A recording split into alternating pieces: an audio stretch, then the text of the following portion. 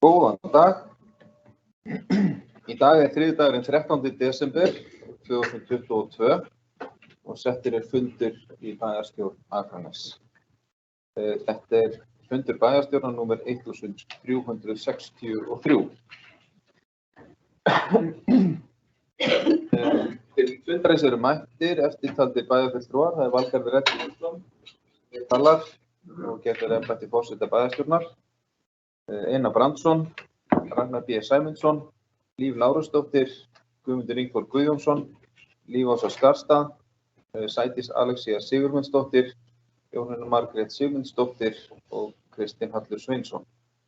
Einnig sitja fundinn þeir Sævar Freyr Þráinsson bæjarstjóri og Steinar Dagur Adolfsson, sviðsstjóri stjórnsýslu og fjármálasviðs, og það Steinar sem sér að rita fundargerð þessa fundar.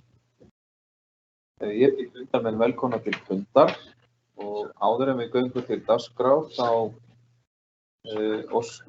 óska ég eftir með vísan til C-liðar 15. greinar samþykktar stjórn og fundarsköp Akraneskaupstaðar númer 696 frá árinu 2013 að 2 mál verði tekin inn með afbrigðum inn á dagskrá þessa fundar. Það í fyrsta lagi mál númer 2205-137 Suðurgata 34, bílskúr breyting í gestahús. Þarna að ræða umsókn byggingarleyfi. Og hitt málið númer 2201-004, fundargerð skóla- og frístundaráðs. En ein fundargerð skóla- og frístundaráðs barst eftir að bæjarstjórnarfundur hafði verið boðaður. Það því tilbúin til að vera lögð fram hér. Málin verða það númer 5 og númer 18 í dagskránni verði samþykkt að taka þau á dagskrá og röð annarra dagskrárliða hliðrast til samkvæmt því. Einhverjar athugasemdir við að taka þessi 2 mál á dagskrá fundarins. Þessi samþykkja það að bæta þeim í dagskrána til svo gefa merki. Það samþykkt með 9 atkvæðum. Þá förum við í fyrsta fundarlið. Hann hefur málsnúmer 2206-003, kosningir á nefndir, tímabilið 2022 til 2026. Bæjarráð samþykkti á fundi sínu 10. nóvember síðastliðinn skipan í kjörnefndir vegna tímabilsins 2022 til 2026 og vísaði til bæjarstjórnar Akraness til endanlegrar ákvörðunartöku. Upplýsingar skipan kjörnefndanna í fundargögnum bæjarfulltrúa og orðið laust þennan fundarlið. Það enginn sem óskar eftir að tjá sig. Þá bið ég þá sem að samþykkja að staðfesta samþykkt bæjarráðs skipan kjörnefnda að gjöra svo vel að gefa merki. Það samþykkt með 9 atkvæðum. Annar fundarliður hefur málsnúmer 2204-191 til deiliskipulag á Garðabraut 1. Hér að ræða nýtt deiliskipulag fyrir Garðabraut 1 og skipulags- og umhverfisráð leggur til við bæjarstjórn að deiliskipulagið verði auglýst í samræmi við 41. grein skipulagslaga númer 123 frá árinu 2010 og orðið laust þessa tillögu. Það enginn sem óskar eftir að taka til máls. Þá bið ég þá sem samþykkja að deiliskipulag vegna Garðabrautar 1 verði auglýst samkvæmt 41. grein skipulagslaga að gjöra svo vel að gefa merki. Það samþykkt með 9 atkvæðum. Þá förum við í þriðja fundarlið, málsnúmer 2209-178, Reglur niðurgreiðslu vegna dvalar barna hjá dagforeldrum, endurskoðun. Bæjarráð samþykkti á fundi sínum þann 8. desember síðastliðinn. Reglur niðurgreiðslu vegna dvalar barna hjá dagforeldrum. Gert hefur verið ráð fyrir útgjöldunum í fyrirliggjandi drögum á fjárhagsáætlun. Bæjarráð vísar hér reglunum til bæjarstjórnar Akraness til endanlegrar afgreiðslu. Og orðið laust þennan fundalið. Bæjarfulltrúi Einar Brandsson bara við, gjörðu svo vel.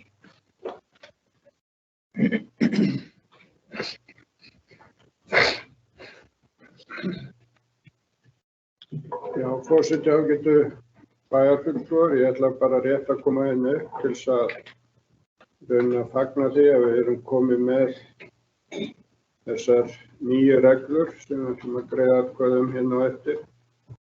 Og ég ætla að þakka líka starfsmönnum okkar, Anneyju Ágústsdóttir, deildarstjóri ef ég man rétt, og svo Dagný Hauksdóttir, starfandi sviðsstjóri, að þær sýndu ákveðna þolinmæði með okkur yfir þessu. Við vorum svolítinn tíma að mjalla þetta saman, en ég held að við höfum náð ágætis góðri lendingu, mjög góðri sátt allra í ráðinu. Ég held að þetta eru einfaldari reglur heldur þær sem voru og sjálfsögðu eru komið þarna inn viðbótin það að við greiðum mismun fyrir þau börn sem eru komin á þann aldur að þau gætu séu búin að ná þeim viðmiðum sem við erum með hvert ár fyrir inntöku í leikskóla en komast ekki þar inn vegna þess að við tökum yfirleitt bara einu sinni á ári inn. Og þetta eru upphæðir sem skipta held ég fjölskyldurnar töluvert miklu máli, þó þær séu kannski ekki neitt voðalega háar fyrir okkur að borga, en eins og allt annað að þeirra safnast saman og þá verða þetta stórar upphæðir. En ég ætlaði bara að fagna þessu að við erum komið með þessar reglur hérna fram. Takk fyrir. Fyrir bæjarfulltrúi Einar Brandsson. Bárðardóttir, gjörðu svo vel.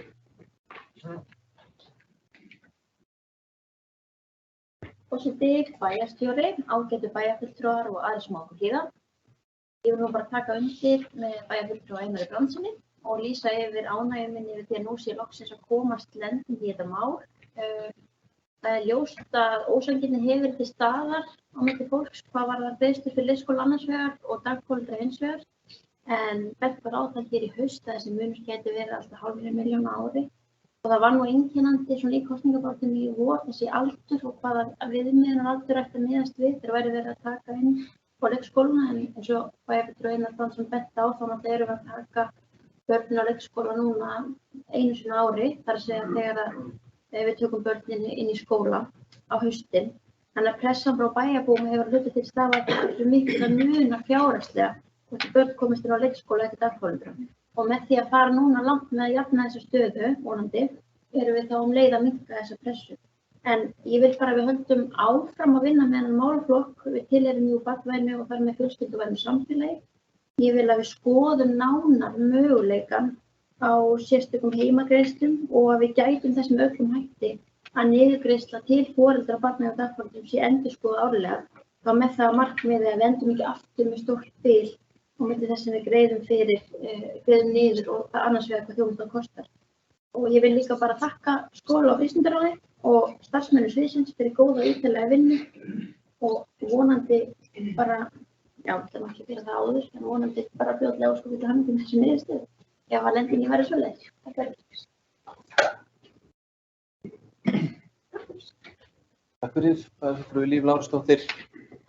Eru fleiri sem skiptir að taka til máls í þriðja fundalið. Bæjarfulltrúi Kristinn Halli Sveinsson, þar árið, gjörðu svo vel.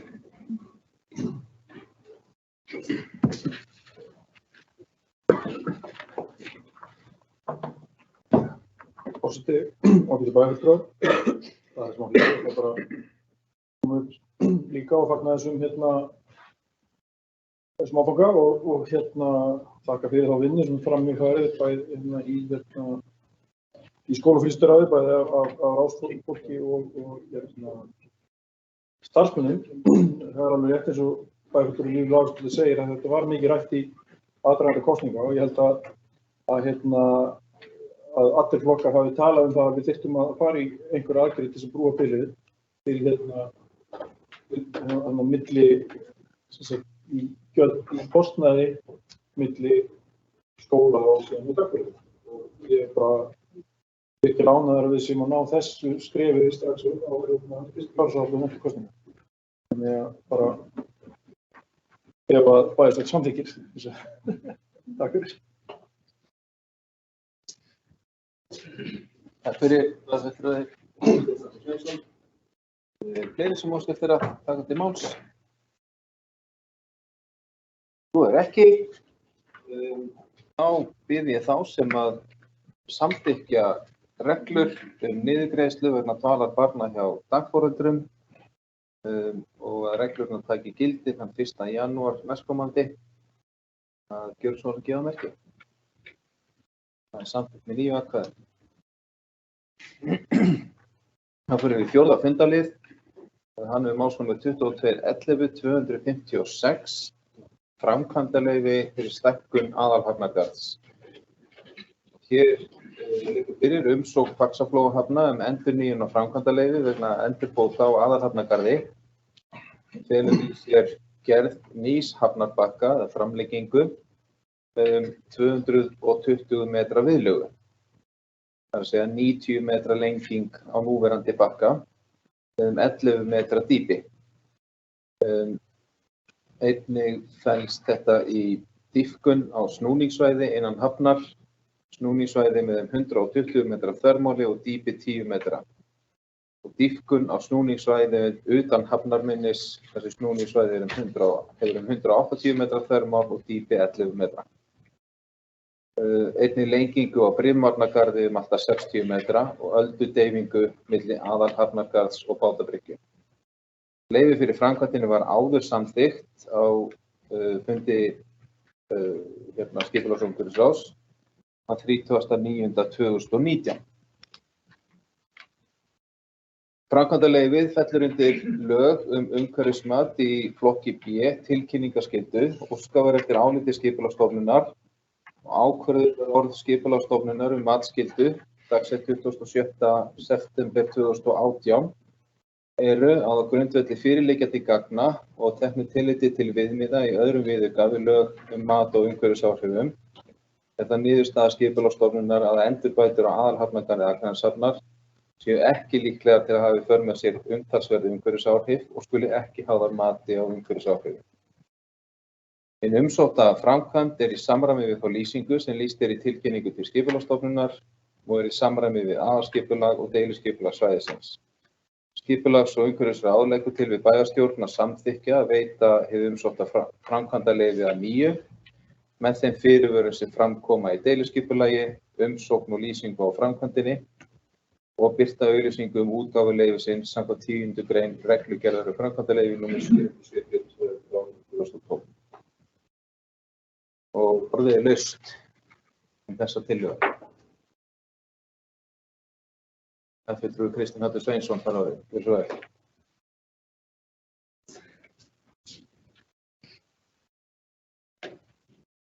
Hér var komið upp og lýst ánægju með það við sem við fyrir að samþykkja framkvæmdaleyfi fyrir þýðingarmiklu verkefni eins og stækkun hafnargarðsins og það er ánægjulegt að sjá þetta verkefni að það sé komið þetta stig og sé að fara af stað. Þannig ég er bara óska okkur til hamingju með þetta.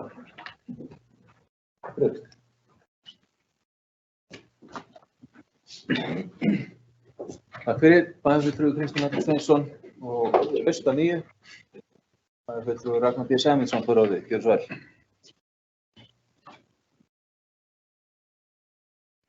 Forseti, bæjarfulltrúar, bæjarstjórar og aðrir sem á hlýða.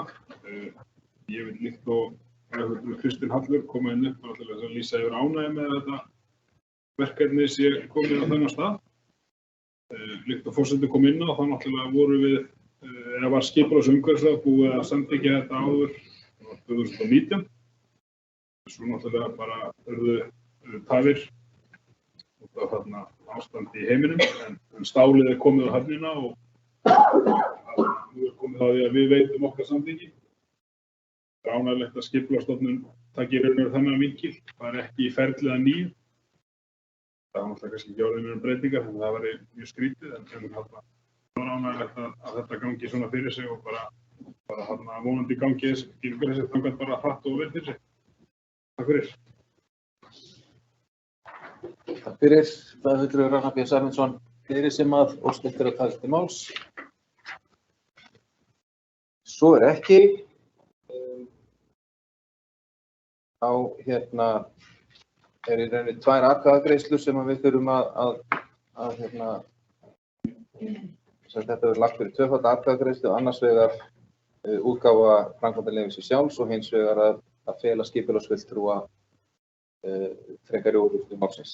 Þannig að þá byrjum við í fyrsta lagi sem að samþykkja útgáfu framkvæmdarleyfis vegna stækkunar aðalhafnargarðs Akraneshafnar með þeim fyrirvörum sem framkom í deiliskipulagi og birtingu auglýsingar þess efnis samkvæmt 10. grein reglugerðar framkvæmdarleyfi að gjöra svo gefa merki. Það samþykkt með 9 atkvæðum og seinni tillagan að bæjarstjórn Akraness feli skipulagsfulltrúa frekari úrvinnslu málsins sem samþykkja það gjöra svo það er einnig samþykkt með 9 atkvæðum.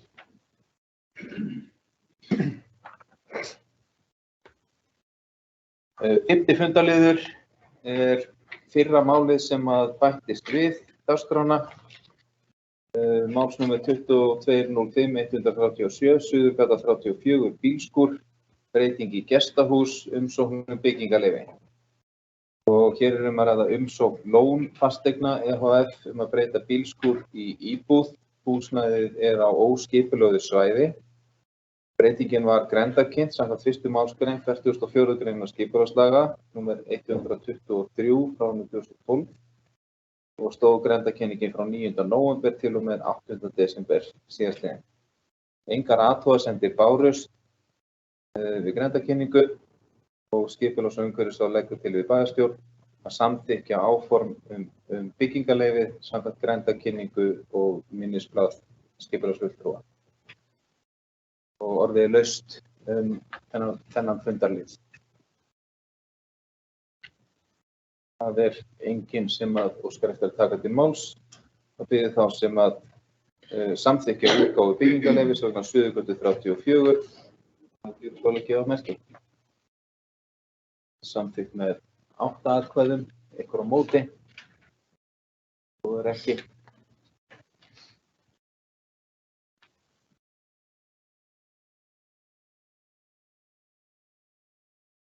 Við förum í 7. fundarlið. Hann hefur málsnúmer 22.01.198, gatnagerðargjald, gjaldskrá árinu 2022. En bæjarráð samþykkti á fundi sínum þann 1. desember síðastliðinn breytingu á gatnagerðargjaldskrá Akraneskaupstaðar og vísaði til bæjarstjórnar Akraness til endanlegrar ákvörðunar. Og orðið laust þennan fundarlið. Það er enginn sem óskar eftir að taka til máls. Þá byrði þá sem að samþykkja fyrirliggjandi breytingu á gjaldskrá nr. 666 frá 2022 fyrir gatnagerðargjald hjá Akraneskaupstað öðlist gildi við birtingu í B-deild stjórnartíðinda. Það er samþykkja þetta, gjörðu svo að gefa merki. Það er samþykkt með 9 atkvæðum. Þá förum við í 7. fundarlið. Hann er málsnúmer 22.02.114. Það er fjárhagsáætlun ársins 2022 viðaukar. Bæjarráð samþykkti á fundi sínu á 24. nóvember síðastliðinn viðauka nr. 22 en er að ræða samþykktar tilfærslur bæjarráðs á milli deilda af málaflokki 20. Þess að málaflokkurinn óviss útgjöld. inn á einstaka deildir, samtals á fjárhæð krónu 5.052.000 og samþykkta tilfærslu bæjarstjóra á sviðsstjórafundum af sama málaflokki samtals á fjárhæð krónu 792.000 inn á einstaka deildir.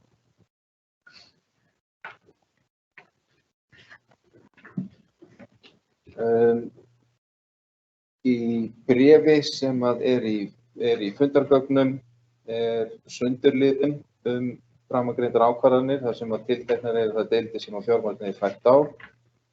Viðaukinn felur ekki í sér breytingu á áætlaðri rekstrarniðurstöðu ársins.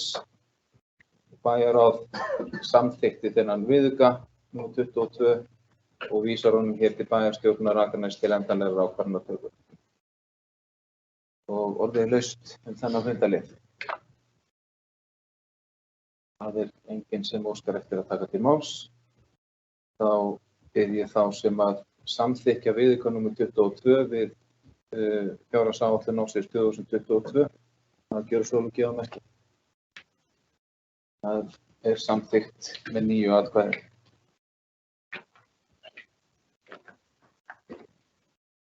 Þá förum við í 8. fundarlið. Þannig málsnúmer 2206-211, menningar- og safnanefnd, málefni. Bæjarráð samþykkti á fundi sínum 8. desember síðastliðinn tilfærslu fjármuna af deild 05580 til 05750, fjárhæð krónu 3.035.050 til að mæta útgjöldum vegna afmælishátíðar Akraneskaupstaðar. Bæjarráð samþykkti viðauka nr. 23 til samræmis við framangreindar ráðstöfun og vísaði erindinu hér til bæjarstjórnar til endanlegrar ákvörðunar. Og orðið laust þennan fundarlið.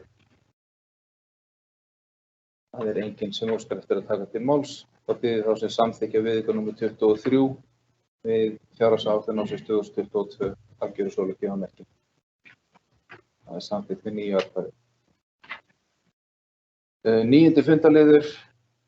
Já, þá erum við komin að þessum fundarlið og forseti að fá að víkja á sæti sem að ég ætla að vegna vanhæfis til þess að taka þátt í umræðu ákvarðanatöku þetta mál. Við varaforsetum að stýra þessu máli.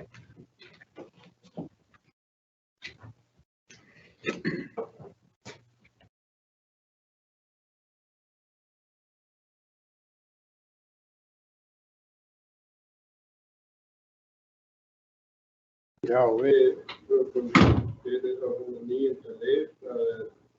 Það málsnúmerið 22-10-151. Það eru styrkir til greiðslu fasteignaskatta 2022. Bæjarráð samþykkti á fundi sínum 8. desember síðastliðnum að veita styrk í samræmi við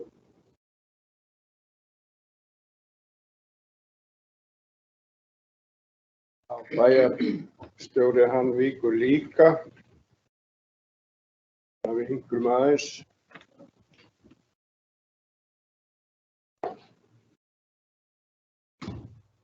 Það sem sagt 9. liður, en bæjarráð samþykkti á fundi sínum 8. desember síðastliðnum að veita styrk í samræmi við reglur Akraneskaupstaðar styrki til greiðslu fasteignaskatts samkvæmt 2.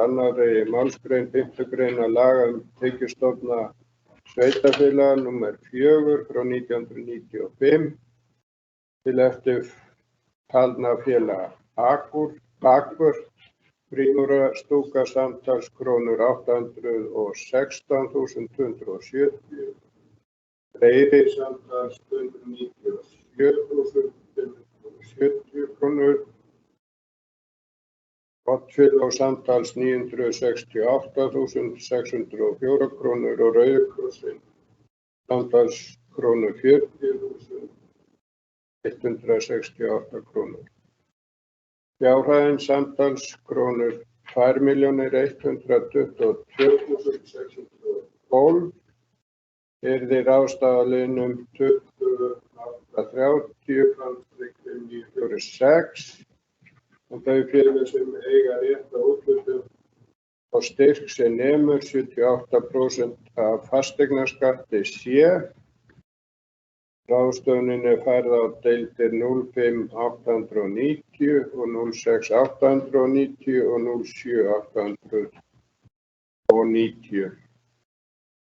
Bæjarráð samþykkti viðauka nr. 24 til samræmis við framangreinda ráðstöfun og tilfærslu á alls krónur 2.350.000 að deild 2830/5946 og inn á deild 05890/5948, 06890/5948 og 07890/5948, samanber meðfylgjandi fylgiskjali og vísaði til bæjarstjórnar til endanlegrar ákvörðunar.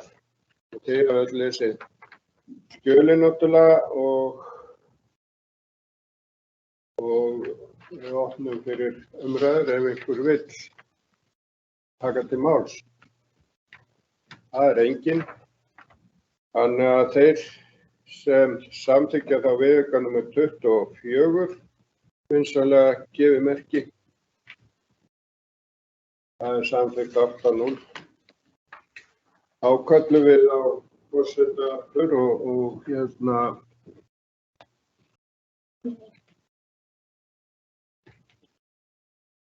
felum honum stjórn fundarins.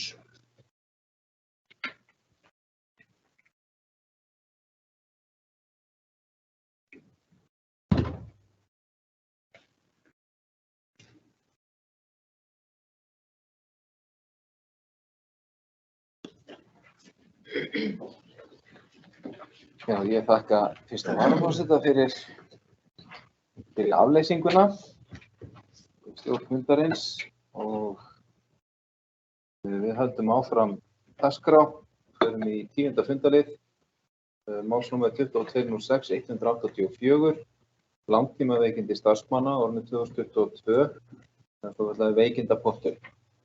Bæjarráð samþykkti á fundi sínum þann 8. desember síðastliðinn úthlutun fjármuna vegna kostnaðar stofnana Akraneskaupstaðar við afleysingar vegna veikinda og forfalla starfsmanna á árinu 2022. Úthlutunin vegna tímabilsins 1. júlí til og með 31. desember 2022 og nemur samtals 21.442.884 samanber meðfylgjandi fylgiskjal. Bæjarráð samþykkti viðauka nr. 25 samtals að fjárhæð krónur 21.443.000 og vísaði til bæjarstjórnar til endanlegrar ákvörðunar. Ráðstöfuninni verður mætt með lækkun á áætluðum rekstrarafgangi og fært á tegundalíkinin 1691 á hverja stofnun fyrir sig samkvæmt skiptingu samanber fylgiskjal sem í fundargögnum. Samtals hefur þá verið úthlutað krónur 78.282.884 til stofnana Akraneskaupstaðar á árinu 2022 vegna afleysingarkostnaðar sem tilkomin vegna langtíma veikinda starfsmanna. Það sem hér lagt til þá að bæjarstjórn samþykki viðauka nr. 25 og að upphæð hans færist inn á stofnanir Akraneskaupstaðar samanber meðfylgjandi skjal. Orðið laust þennan fundarlið. Það fulltrúi Einar Brandsson, forvörður, gjörðu svo vel.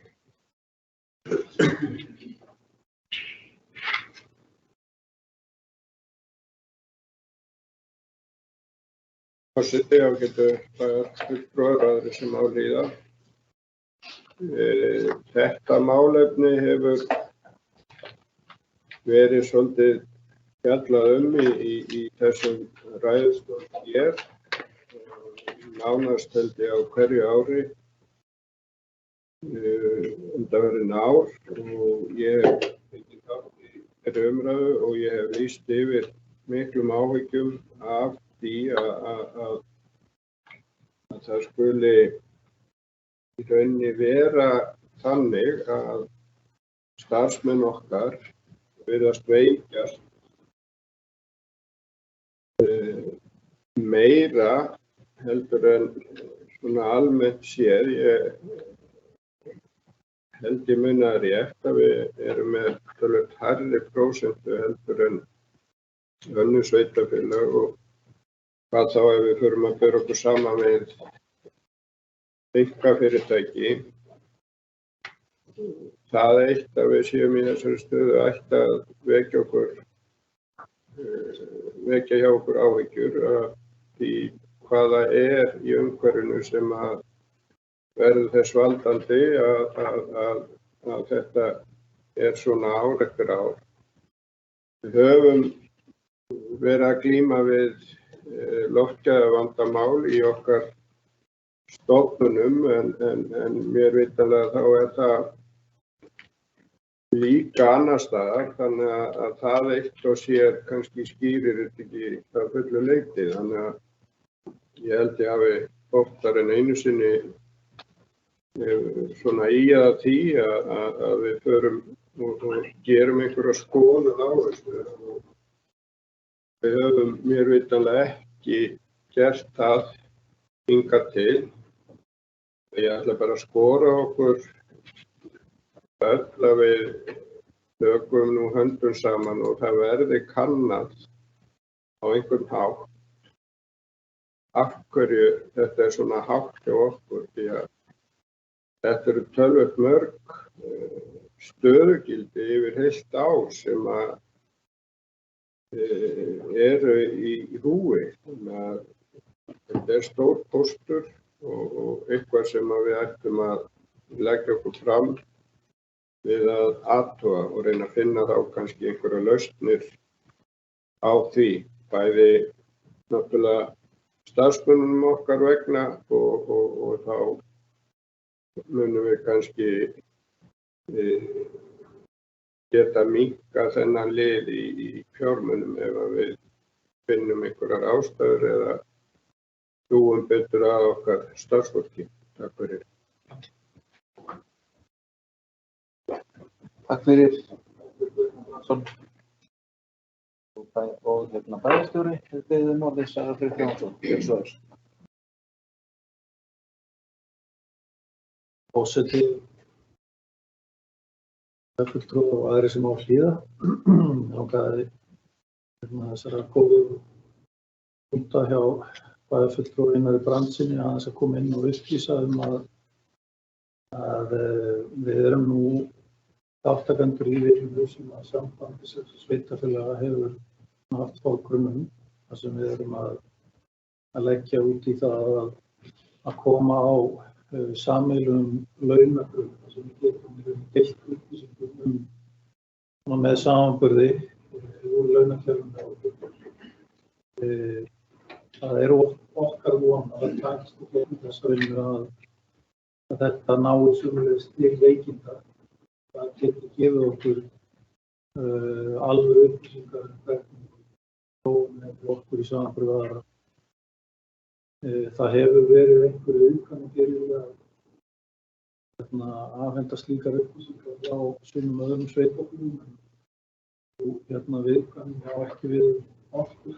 Hér erum við alls ekki að tala að deila gögnum sem hafa eitthvað með persónuupplýsingar að gera. Þetta er fyrst og fremst að geta búið til gögn á heildrænu grunni til að geta átta sig á þessu samhengi. Það er auðvitað eitt sem við höfum varðandi langtímaveikindi átt nokkuð erfitt með að ná utan. Það er hvernig tegund af veikindum er verið að glíma við.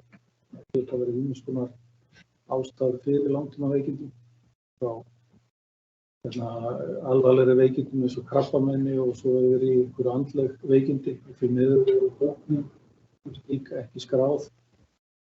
Kannski skiljanlega vegna persónuverndarsjónarmiða og annarra, svo það sé nú sagt líka. En væri gott að geta skilið meira hvað á bak við gögnum þegar það er að vinna með þetta. Vissulega höfum við nokkuð góða tilfinningu fyrir því þegar það er að afgreiða þetta hverju sinni. einfaldlega vegna þess að þarna er verið að ræða viðkvæm persónumál, þannig að við erum að fara að kostgæfni í gegnum það að fara vel með. En ég vil taka undir góða ábendingu frá bæjarfulltrúa Einari Brandtssyni að þetta er mikilvægt mál fyrir okkur og okkar starfsfólk að vinna með. Við að leggja metnað okkar í að finna leiðir. Ég er svona að hafa verið að hugsa þetta nokkuð lengi, þá er ég með svona von í brjósti að þetta nýja fyrirkomulag eða nýja vinna með Sambandislega sveitarfélaga muni færa okkur töluvert nær í að geta svarað því sem að Einar setur hér fram, bæjarfulltrúi Einar setur hér fram. Takk fyrir bæjarstjóri Sævar Þráinsson. Við ræðum hér fundarlið, langtíma veikindi starfsmanna, veikindapott og orðið laust. Bæjarfulltrúi Ragnar B. Sæmundsson. Gjörðu svo vel. Forseti, bæjarfulltrúi ég líkt og bæjarfulltrúi Einar Brandsson og sagði fyrir bæjarstjóri, þá er þetta náttúrulega mál sem við höfum, ef þau kom inn á mál sem við höfum mikið rætt og erum við verið til skoðunar hjá okkur. Mér vitandi ekki tilnefnd gögn, líkt og samanburðargögn og líkt og bæjarstjóri Sævar við benti hérna á áðan, þá erum við í vinnu núna með sambandinu, það sem verið að taka saman eða allavega að reyna að taka saman gögn á milli sveitarfélaga, þannig að sveitarfélögin getur svolítið speglað sig. Þetta er vissulega há upphæð, 78 milljónir rúmar. Þetta eru samanskapi 700 starfsmenn á bænum, þannig að það er svakalegur starfsmannafjöldi á bak við þessu upphæð. Ég held að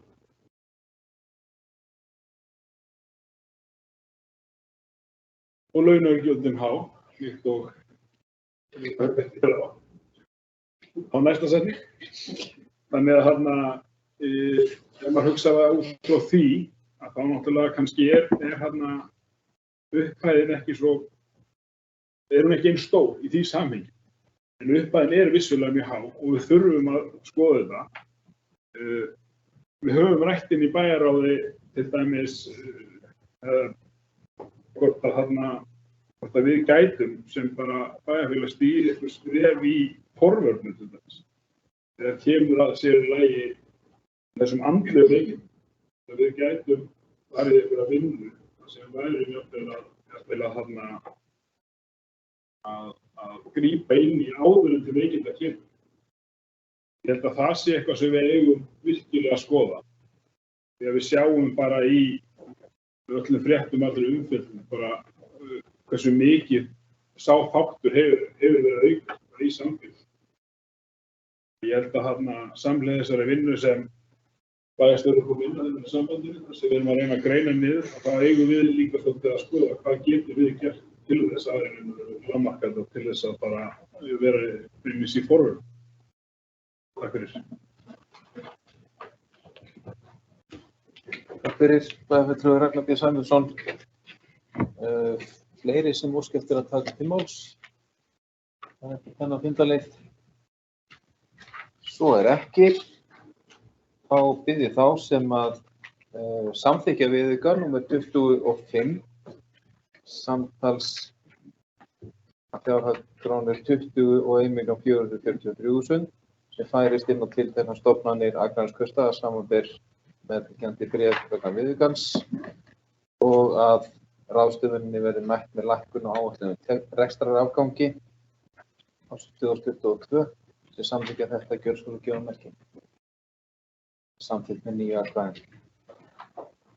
11. fundarliður mál númer 2206-183 fjallar notendaráð málefni fatlaðs fólks tímabilið 2022 til 2026 en hér er bæjarstjórn að vinna upp gamla syndir með yfirsjónir vegna þess að á fundi bæjarstjórnar þann 7. júní síðastliðinn þá láðist okkur þá kusum við í notendaráði með málefni fatlaðs fólks nokkuð láðist að geta þess hver ætti að gegna formennsku í ráðinu. Það er bæjarstjórn sem hefur það hlutverk að skipa í það. Og einnig láðist okkur að skipa varafulltrúa í notendaráði. Það er sem sagt einn varafulltrúi fyrir þessa 3 fulltrúa bæjarstjórnar í ráðinu. Bæjarráð lagði til við bæjarstjórn Akraness að Halldór Jónsson yrði skipaður formaður notendaráðs tímabilið 2022 til 2026, en auk hans er ráðið skipað þeim Ágústu Rósu Andrésdóttur og Ólöfu Guðmundsdóttur, samanber áðurnefnda fund bæjarstjórnar þann 7. júní. Einnig leggur bæjarráð til við bæjarstjórn að Silvía Björk Kristinsdóttir verði skipuð varafulltrúi í notendaráði. Og orðið er laust þessar tillögur. Það er bæjarfulltrúi Kristín Halldór Sveinsson fyrir svar.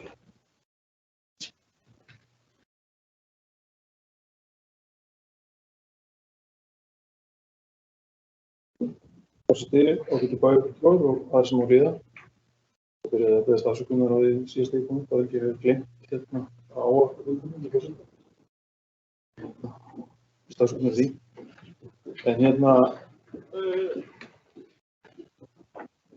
bara fagnaði ég sem að mál og beðast afsökunar á í leiðinni en þessi ekki búið fyrr. Þetta er mikilvægt ráð og gegnir mikilvægu starfi í bæjarkerfinu fyrir okkur. Ég vil bara og veita pólitíkinni og stjórnkerfinu aðhald, þannig að það er eiginlega að treysta lengi, en það er ekki bara okkar sök, það hefur líka að sök gengið ekki illa, en það dregist að fá tilnefningar frá hagsmunasamtökum. En þetta er allt klárt núna, þannig að bara fagna því. Takk fyrir. Fyrir bæjarfulltrúi Kristín Halldór Sveinsson. Fleiri sem óska eftir að taka til máls. Þú ekki.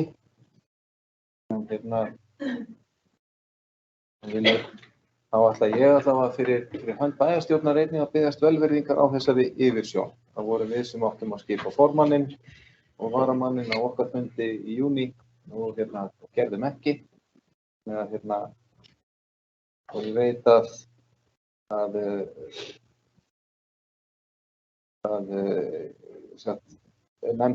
nefndarfólk, ráðsfólk í notendaráði er óþreyjufullt að byrja bara að funda og hefjast handa. Þannig að það sé nú sagt og beðist afsökunar á því sem átti að snúa að okkur. En þá ef að ekki eru fleiri sem að vilja taka til máls, þá byrði þá sem að samþykkja að skipa Halldór Jónsson formann notendaráðs vegna tímabilsins 2022 til 2026 að gera svoleiðis gefamerki. Það er samþykkt með öllum atkvæðum, er það ekki rétt skilið? Jú. Og í öðru lagi þessi samþykkja að skipa Silvíu Björgu Kristinsdóttur sem varafulltrúa í notendaráði vegna sama tímabils gera svoleiðis gefamerki. Það er samþykkt með öllum atkvæðum. Þá förum við í fundarliðnum 12. En áður en við höldum mikið áfram, þá ætlar forseti að gera þá tillögu að gerð verði ein umræða 3 fundarliði, það er að segja fundarliði nr. 12, 13 og 14, að umræða þessa 3 fundarliði er tekin saman og á einum stað bókuð undir 14. liðnum sem er fjárhagsáætlun og 3 ára áætlun, en afgreiðsla hvers máls að sjálfsögðu bókuð undir hverju máli fyrir sig. einhver sem hefur athugasemdir við þessa tilhögun mála? Og ekki og það skoðast á samþykkt. Þá ætla ég að kynna inn mál númer 12, 13 og 14. 12. fundarliður er málsnúmer 22.11.018. Þetta er fjárhagsáætlun Höfða árinu 2023 til 2026. Bæjarráð samþykkti á fundi sínu þann 8. desember síðastliðinn að vísa fjárhagsáætlun Höfða vegna ársins 2023 og 3 ára áætlun vegna tímabilsins 2024 til 2026 til síðari umræðu í bæjarstjórn en fram fer í dag, þann 13. desember. 13. fundarliður er málsnúmer 22.08.072, fjárfesting og framkvæmdaáætlun árinu 2023 til 2026. Það er að samþykkti á fundi sínu 8. desember síðastliðinn að vísa fjárfesting og framkvæmdaáætlun vegna ársins 2023 og 3 ára áætlun vegna tímabilsins 2024 til og með 2026 til síðari umræðu í bæjarstjórn Akraness. Og 14. fundarliður málsnúmer 22.07.107 fjárhagsáætlun 2023 og 3 ára áætlun vegna tímabilsins 2024 til 2026 og þar er sami inngangur. Bæjarráð samþykkti á fundi sínum 8. desember að vísa fjárhagsáætlun ársins 2023 og 3 ára áætlun 24 til 2026 ásamt tillögum sem meðfylgjandi eru áætluninni til síðari umræðu í bæjarstjórn Akraness. Hér á þessum fundi 13. desember. Og við hefjum umræðu þessa 3 fundarliði á því að það er bæjarstjóri sem fær orðið, Sævar Freyr Þráinsson. Gjörðu svo vel.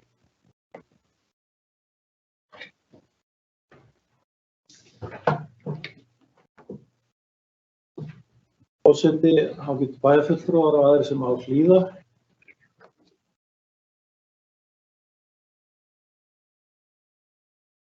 Frumvarpa fjárhagsáætlun 2023 og 3 ára áætlun 2024 til 2026 er nú lagt fram til síðari umræðu í bæjarstjórn þessum tillögum.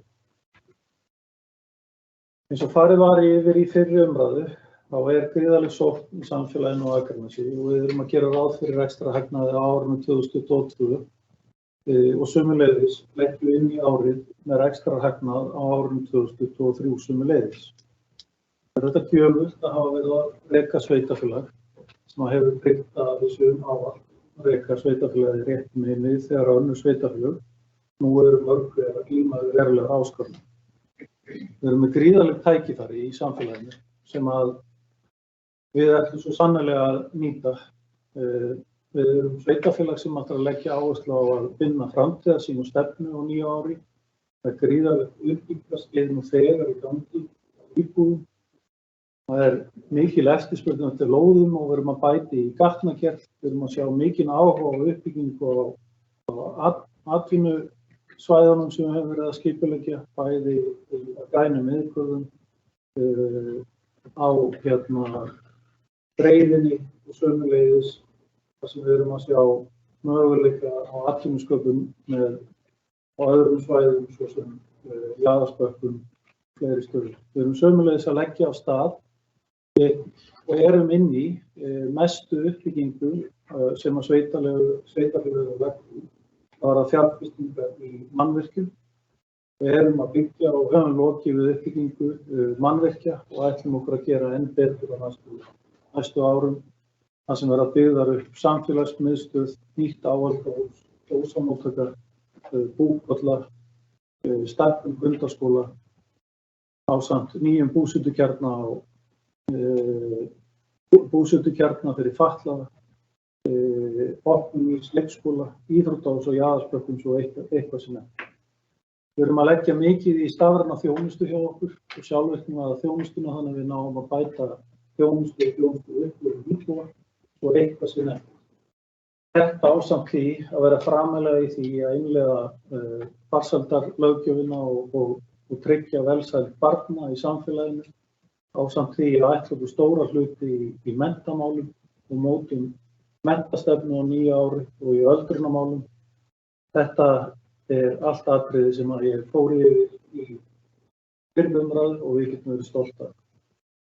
Við förum yfir svona helstu breytingar sem að við erum að vinna með í forsendum fyrir fjárhagsáætlun ársins. Þá gert ráð fyrir að útsvar verði áfram óbreytt eða 14,52%. Hins vegar, þegar við erum að horfa til fasteignaskatta, þá álagningarprósent á íbúðarhúsnæðis búin að vera að lækka undanfarin ár 33,3% á árunum 2018 til 2020, en hækkaði 4,4% samhliða lækkun fasteignamats árið 2021.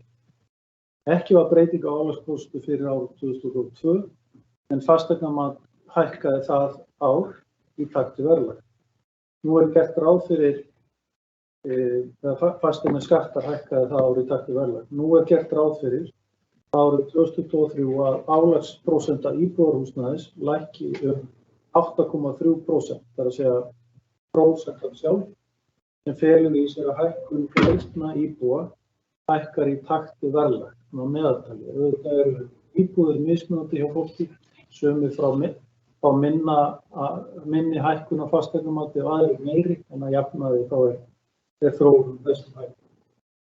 Álagningarprósenta húsnæðis fyrirtækja var búið að lækka 15,15% á árum 2018 til 2020, en hélst óbreytt samhliða hækkun fasteignamats og óbreytt fyrir árið 2022. Nú lækkar álagsprósenta 2% og hækkun greiðslna fyrirtækja fyrir hækkun verðs. Í fyrri umræðu var gert ráð fyrir 7% hækkun á leikskólagjöldum. Í síðari umræðu lagt fram sú forsenda að leikskólagjöld hækki ekki og kemur það meðal annars eftir að fjármáladeild vann fyrir bæjarráð samanburð á því hvernig við stæðum í samanburði við önnur sveitarfélög og var tekin ákvörðun að falla frá þessari hækkun. Bæði á leikskólagjöldum og matargjaldi sömuleiðis í leikskólum. Og verður því óbreytt. Ekki gert ráð fyrir breytingu á sorpgjöldum eða lóðarleigu álagsprósentum, en almennar þjónustugjaldskrár hækka 7%, aðrar en þær sem ég talaði hér 1. janúar. Við lögðum í töluvert mikla greiningu á því hvernig fasteignaskattar væru hér á Akranesi og höfum mjög mikinn áhuga á því að fræða íbúa bæjarins betur það hvernig við stöndum í samanburði við sveitarfélög. Hér ég með samanburð á fasteignagjöldum hvað sveitarfélög eru raunverulega að greiða á árinu 2022, áður en við förum inn í hvað fyrirhugað verði á árinu 2023. En líkt og undanfarin ár hefur Byggðastofnun gefið út skýrslu þar sem borin eru saman fasteignagjöld heimila á landinu. Í skýrslunni kemur fram samanburður á fasteignamati og fasteignagjöldum sem stendur saman að fasteignaskatti, lóðarleigu, fráveitugjaldi, vatnsgjaldi og sorpgjaldi. Viðmiðunareign sem Byggðastofnun byggir á einbýlishús sem 161,1 fermetra grunnfleti og 476 rúmmetrar. Stærð lóðar 808 fermetrar. Til þess að bjóða upp á samanburð með meira notagildi og sem nýtist betur íbúum Akraness og nágrennis var ákveðið að skoða sérstaklega þetta suðvesturhorn sem birtist hér í þessari töflu. Nær greiningin yfir 19 sveitarfélög á þessu suðvesturhorni frá Hvítá í Borgarfirði til Hvítár í Árnessýslu. Mikilvægt að taka fram að innan sveitarfélagana geta verið svæði í stórum sveitarfélögum sem eru hagstæðari en sveitarfélagið í heild. Hér búið að taka saman öll svæðin innan sveitarfélagana í eina heild og þannig fæst samanburð milli sveitarfélaga sem birtist hér. Og á því má sjá að á árinu 2022 var þessi viðmiðunareign sem að Byggðastofnun reiknar út og þarf að greiða í heildina fyrir fasteignaskatta, lóðarleigu, fráveitugjald, vatnsgjald, sorpeyðingar og urðunargjöld samtals 328.684 krónur og Akranes með lægstu gjöld á árinu 2022 í samanburði öll þessi sveitarfélög. Kópavogur þar í öðru sæti og Grindavík í þriðja sæti, svo eitthvað sé nefnt í þessum samanburði. Við erum síðan stödd í miðri vinnu við að gera greiningu á því hvernig þetta mun líta út fyrir árið 2023. Ég vil taka fram að hér eru sum sveitarfélög ekki búin að ljúka síðari umræðu og eru þau stjörnumerkt, eða þá að það eru einhver sem hafa birt gögnum sína fjárhagsáætlana með þann hætti að það er ekki hægt að átta sig á nákvæmlega á einstökum liðum fasteignagjalda sem dæmi lóðarleigu eða eitthvað slíkt og munum við þá á næstu dögum klára að uppfæra þessi gögn til þess að geta ná því fram að fræða okkar íbúar. Þetta er birt með fyrirvara að þessari greiningu er lokið en það sem að okkur sýnist að miðað við þær ákvarðanir sem eru hér til umfjöllunar verði þær staðfestar af bæjarstjórn nú í dag og þá verði Akranes með næstlægstu fasteignagjöld á árinu 2023 í samanburði við öll sveitarfélög hér á suðvesturhorni landsins. Og svo munum við ljúka þessari vinnu og birta upplýsingar þetta til íbúa þegar þessi vinna liggur fyrir. Ég vil sömuleiðis minna á greiningu sem er mjög mikilvægt að hafa í huga að þegar við erum að leggja af stað í verulegt uppbyggingarskeið og fjárfestingar og þá unnum við mikla sviðsmyndagreiningu fyrir umræðu á því hvað er ráðlegt að fjárfesta og höfum við búið til möguleikar á því að geta gripið inn í verði einhvers konar hólfum í hagkerfinu en í forsendum í fjárfestingum hafa orðið breytingar í fjárfestingaráætlun þar sem við erum að ýta ákveðnum fjárfestingum framar en erum sömuleiðis að gera ráð fyrir meiri tekjum af byggingarréttargjöldum á móti inn í áætlunum. Það er mikil sókn í samfélaginu á Akranesi og langar mig að fara yfir svona helstu þættina. Við erum vissulega inn í áætlunum okkar, nú farum að taka lán og borga vexti sem við höfum ekki verið að gera í jafnmiklu mæli og undanförnum árum. En við erum að gera ráð fyrir rekstrarhagnað upp á 142 milljónir á árinu 2023 og svo verðum við ríflega 200 milljónir, milli 200 og 300 milljóna í rekstrarhagnaði árin þar á eftir. En ef hins vegar við tækjum ekki inn óreglulega liði sem eru sérstakar tekjur á gatnagerðargjöldum sem við erum að fá inn á reitum sem ekki er að kosta okkur uppbyggingu gatnagerðar, þá væri rekstrartap fyrir þessa liði að jafnaði á næstu árum. En það er vegna þessara liða sem við sjáum rekstrarhagnað. Í fyrri umræðu þá rakti ég nokkuð við hverjar eru breytingar á milli ára og ætla ég ekki að breyta þá sem á það hlýttu áður og fara í gegnum smáatriði í að það stendur saman var sagt þá, en við erum að gera ráð fyrir árið 2022 endi í 373 milljónum í rekstrarhagnað. Við sjáum að það er ákveðin styrkur í samfélaginu, launagreiðslur halda áfram að aukast, fjöldi á vinnumarkaði vex áfram og allar spár okkar sýna að það er samfélagið sótt bæði hvað varðar atvinnurekendur og launþega sem er að fá hækkandi laun. Það styður reksturinn á hlutafélaginu. Í fyrri umræðu þá kynnti ég þessa klæru sömuleiðis þar sem vorum að bera saman samanburð og áætlun og útkomuspánni fyrir árið 2020 og þar sem að læddust inn í fyrri umræðu nokkrir millifærsluleiðir sem hafði ekki verið búið að fjarlægja, þá birti ég hér frá mynd sem er leiðirinn sem þínum.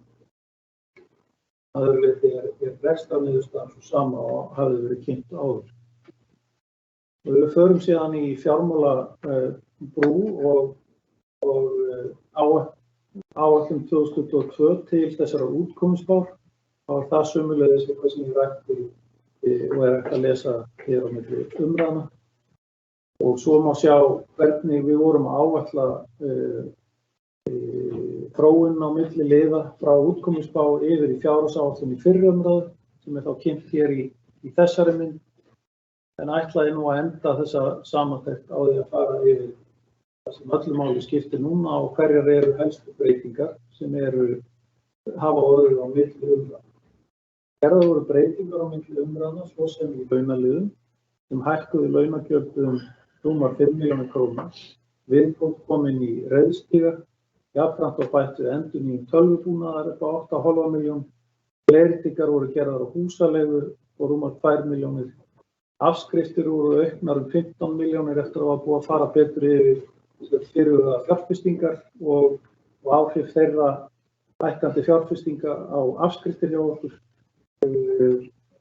Fasteignaskattar lækkuðu tekjur af fasteignasköttum og greiðslur frá jöfnunarsjóð að jafnaði að samtals fjárhæð 47 milljónir króna, áætlun samþættingarþjónustu lækkaði 20 milljónir og fyrir 7% hækkun leikskólagjalda og matargjalds lækkaði tekjur 15,8 milljónir meðan þessum framsett var í fyrri umræðu.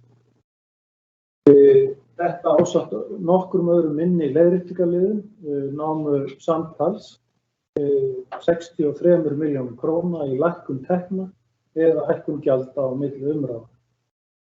Einnig voru gerðar breytingar meðal annarra tekna og annarra gjalda sem eru þessar fyrrgreindu millifærslur sem ég minntist á áðan. Og við færum okkur svo yfir í svona helstu þætti sem ég á nú eftir að gera aðeins betur grein fyrir þróun. Þannig að jafnaði sjáum við að þær breytingar sem eru að útsvar áætlað að hækki 351 milljón á milli ára, jöfnunarsjóður hækki 286 milljónir, fasteignaskattar og lóðarleiga áætlað að hækki 126 milljónir og aðrar tekjur 66 milljónir. Áætlað að launagjöld hækki 528 milljónir, en þær breytingar voru ræktar í smáatriðum í fyrri umræðu. Áætlað að gjaldfærð lífeyrisskuldbinding hækki 50 milljónir og annar rekstrakostnaður 468 milljónir og fjármagnsliðið skili 178 milljónir lægri jákvæðri niðurstöðu vegna fyrrnefndra lántöku á árinu 2023. Gert ráð fyrir að óreglulegi liðir vegna sölu gatnagerðargjalda skili 61 milljón króna hærri tekjum á 9 ári. Og þetta skila því að rekstrarafgangur verður 142 milljónir gangi þessi áætlun eftir. Þá skulum við skipta yfir aðeins úr gír og fara yfir hvernig helstu þróunin í rekstrarliðum. Og ég fór yfir þetta í smáatriðum, en svona í stórum dráttum þá áætlað á nýju ári að rekstrarafkoma verði að rekstrartekjur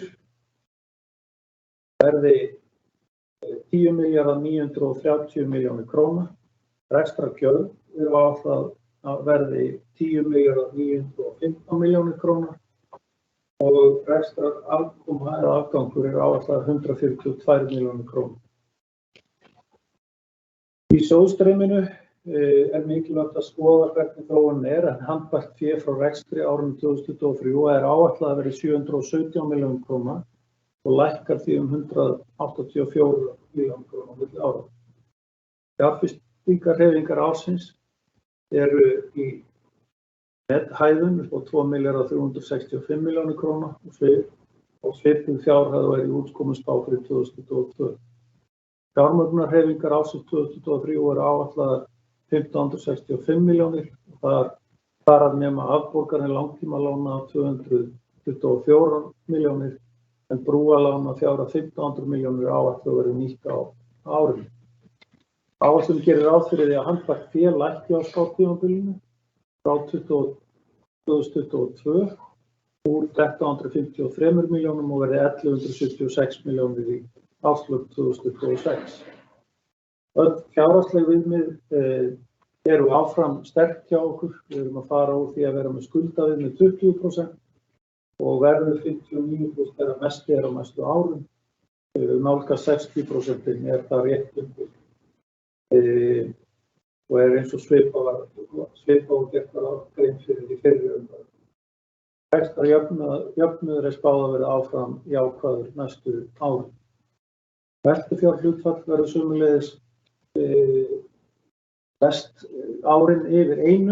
Við fáum þó á næsta ári veltufjárhlutfall í 0,57 en það æskilegt að það fari ekki mikið niður fyrir 1 en hér eru við að sjá svona ákveðnar sveiflur sem eru vegna fjárfestinga hjá okkur ásamt viðbótar lántökur og það hefur svona ákveðin áhrif á veltufjárhlutfalli okkar sem að þarna gert grein fyrir að fara inn í 0,57 á nýja ári. Á milli ára milli umræðna ákveðum við að greina aðeins betur hvernig framleiðarstærðir væri að þróast hjá okkur og hér hægt að sjá hvernig framleiðarhlutfallið að þróast ekki bara næstu 4 árin, heldur einnig líkan sem við vinnum með nýtum frá KPMG að gefa okkur upplýsingar hvernig framleiðarhlutfall getur þróast á næstu árum, gangi plön okkar eftir svona með ákveðnar forsendur sem við erum með núna í rekstri hjá okkur. Og þessar stærðir, framleiðarhlutfall og veltufjárvexti segja mikið okkar rekstur og með því að horfa til næstu 10 ára þá sjáum við erum vel yfir öllum viðmiðunarmörkum eftirlit með fjármagn sveitarfélaga setur, hvort sem það lágmark með skuldaviðmið eða skuldahlutfall nettó og sömuleiðis erum við í dag með mjög góða kennitölur þegar snertir veltufjárvexti en það eru arðgreiðslur og tekjur af gatnagerðargjöldum og byggingarréttargjöld hafa verulega áhrif á það hlutfall til framtíðar. Í A-hlutanum gert ráð fyrir áfram að við séum að vinna með ákveðnar áskoranir hvað varðar launakostnaðinn okkar. Mikið launaskrið hefur verið undanfarin ár ásamt fjölgunum starfsmanna en jafnframt hefur endurmat á lífeyrisskuldbindingum á árinu 2016 og árinu 2020 haft þau áhrif að laun sem hlutfall af rekstrartekjum hefur skotist nálægt 70%. Gert ráð fyrir að þetta hlutfall fari lækkandi á áætlunartímabilinu og verði komið nálægt 65% í árslok 2026. Gert ráð fyrir að launakostnað sem hlutfall af rekstrartekjum verði þróast með þessum hætti eins og fleiri rætur og það mikilvægt að við finnum leið til þess að hafa stjórn á okkar launakostnaði samfara því að við erum að veita íbúum okkar góða þjónustu. Aðalsjóður síðan rekinn með þeim hætti að teknu tillit til fjármagnstekna á árinu 2024 nemur að 481 milljón króna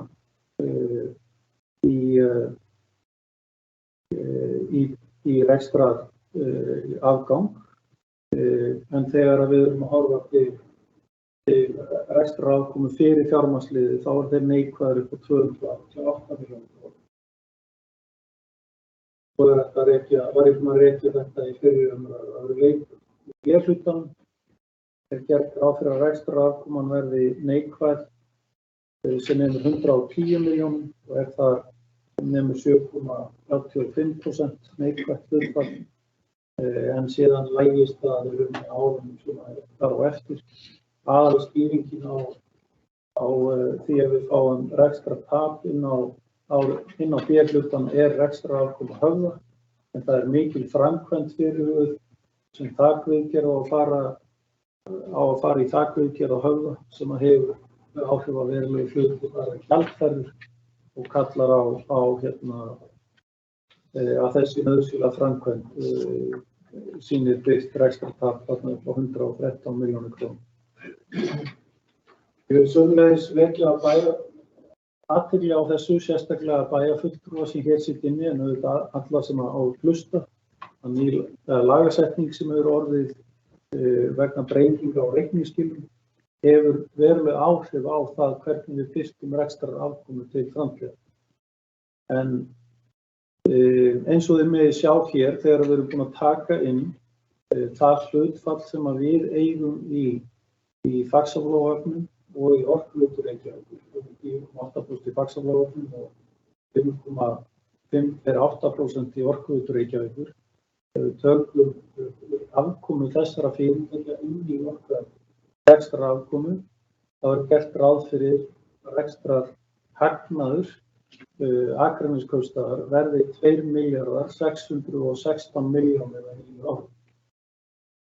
Þetta er auðvitað,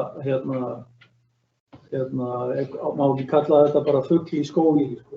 Þetta er auðvitað ekki beint það sem við sjáum sem ráðstöfunar fyrir okkar til rekstrar sveitarfélagsins.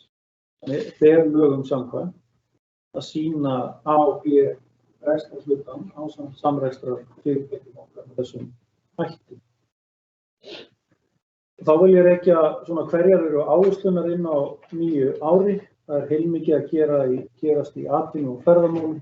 Breið er að sækja fram í atvinnu uppbyggingu og nýsköpun og árangur sem við erum búin að ná þar hefur verið til fyrirmyndar. Húsnæðir Breiðarinnar með samvinnuvinnu fyrir alltaf 50 manns. Við erum komin á stað með líftæknismiðju og frumkvöðlar geta nýttur starfsemi, skrifstofur, KPMG, menntamiðstöð, kvikmyndagerðarmenn, Mótus, lögheimta, greiðslumiðlun, forrita og lögfræðinga. Sömuleiðis náðum við að lokka frábæra fyrirtæki Running Tide hingað til okkar sem eru á fullu í því að setja rannsóknarmiðstöð sína og gera ráð fyrir að hún verði orðin líkt og að segja að ganga inn í geimskipi í upphafi nýs árs og verður spennandi að sjá hvernig það verður á endanum.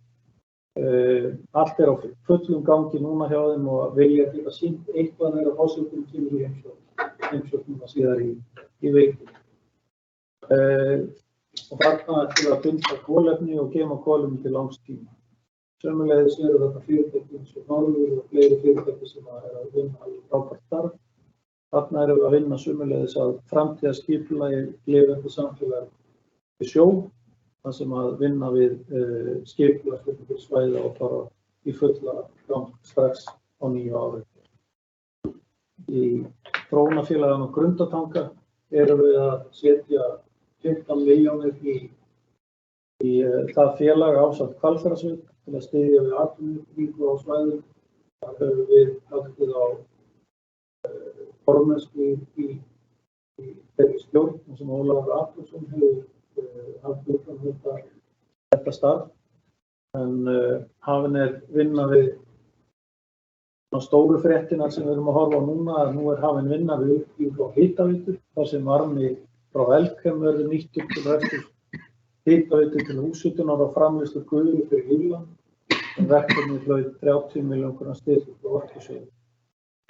Og í undirbúningi er uppbygging öflugrar rafhleðslustöðvar til notkunar fyrir stærri tæki og bíla á Grundartanga, en til verkefnisins fékkst 7 milljóna króna styrk frá Orkusjóði.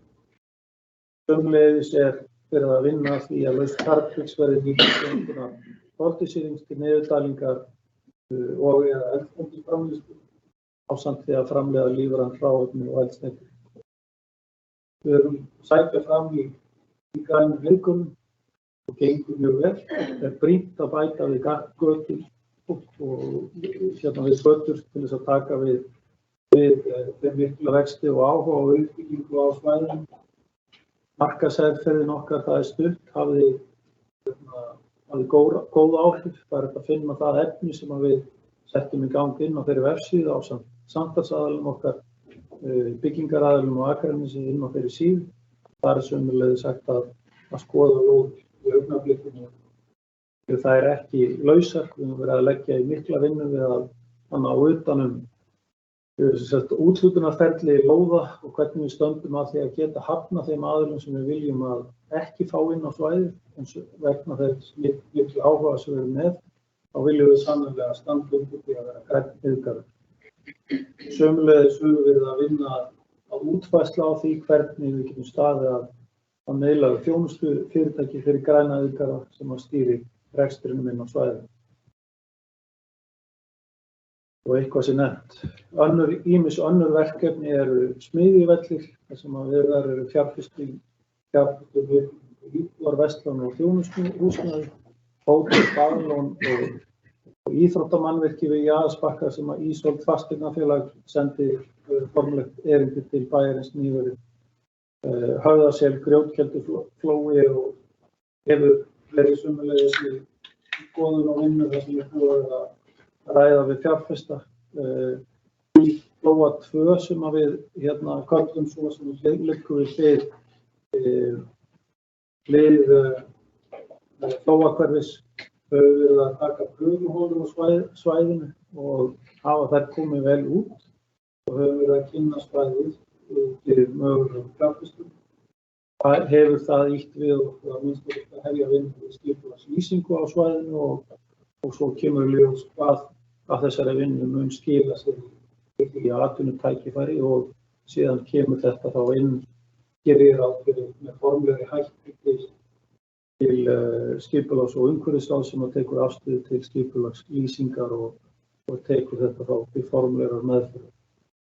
Í Akraneshöfn var verið að afgreiða á þessum fundi heilmikið framkvæmdaleyfi sem að ætlað að skila okkur miklum atvinnutækifærum. Við höfum sömuleiðis verið að greina möguleika á því með Faxaflóahöfnum, hvort það ætti að koma á fyllingu við höfnina til þess að sækja fleiri tækifæri. Við Hausthúsatorg enn einn að fara í gang með sína starfsemi og sömuleiðis gríðarleg vinna í gangi sem að snýra næsta útdegi semningsleit en þar hægt að sækja ýmis atvinnumál. Í skóla- og frístundamálum gert ráð fyrir innleiðingu á nýrri menntastefnu og aðgerðaáætlun út frá henni. Áframhaldandi innleiðing á lögum samþættingu þjónustu í þágu farsældar barna, innleiðing á barna með sveitarfélagi, þátttaka í samráði innleiðingu laga skólaþjónustu, mótun íþrótta- og lýðheilsustefnu í samstarfi við íþróttahreyfinguna, opnun nýs leikskóla Garðasel sem reyndar búin að opna nú þegar að hluta, áframhaldandi víðtækar viðhaldsframkvæmdir í kjölfar úttektar verkís sem hefur verið að kalla á verulegar áskoranir í skólasamfélaginu öllu.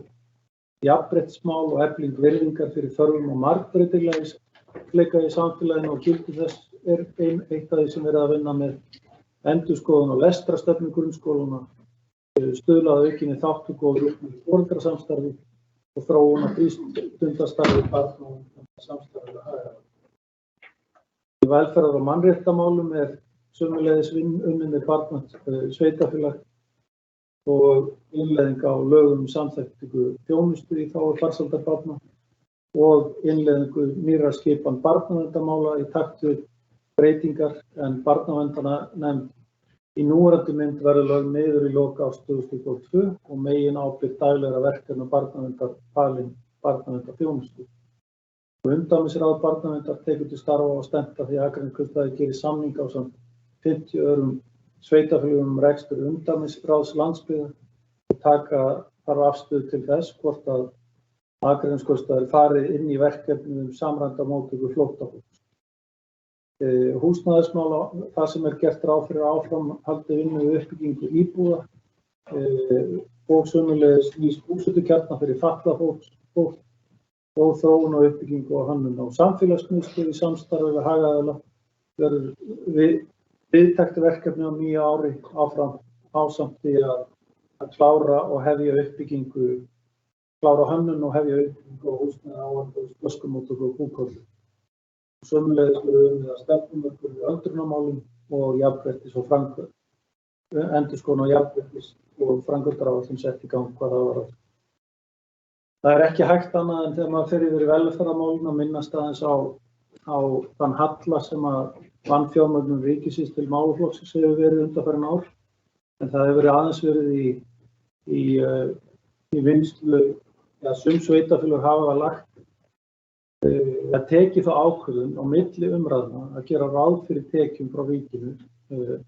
Akraneskaupstaður ásamt langt flestum sveitarfélögum og þá leið að gera ekki ráð fyrir þessum tekjum. Þetta takaðu inn með viðauka í sínum áætlunum og eigum þá þann möguleika inn. Það þetta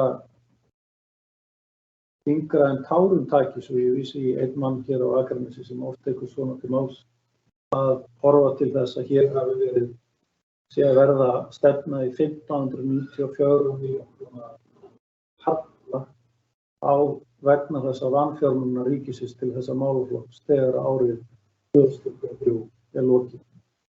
Það er ótti að vegna fjölgunar þjónustuþega í þessu málaflokki verði aukning ríkisins að litlu eða engu og verður bara komið ljós hvað kemur upp úr hattinum en samkvæmt mínum upplýsingum er jafnvel dagaspursmál að ríkið muni klára með samband íslenskra sveitarfélaga hvað verði boðið við þessum málum.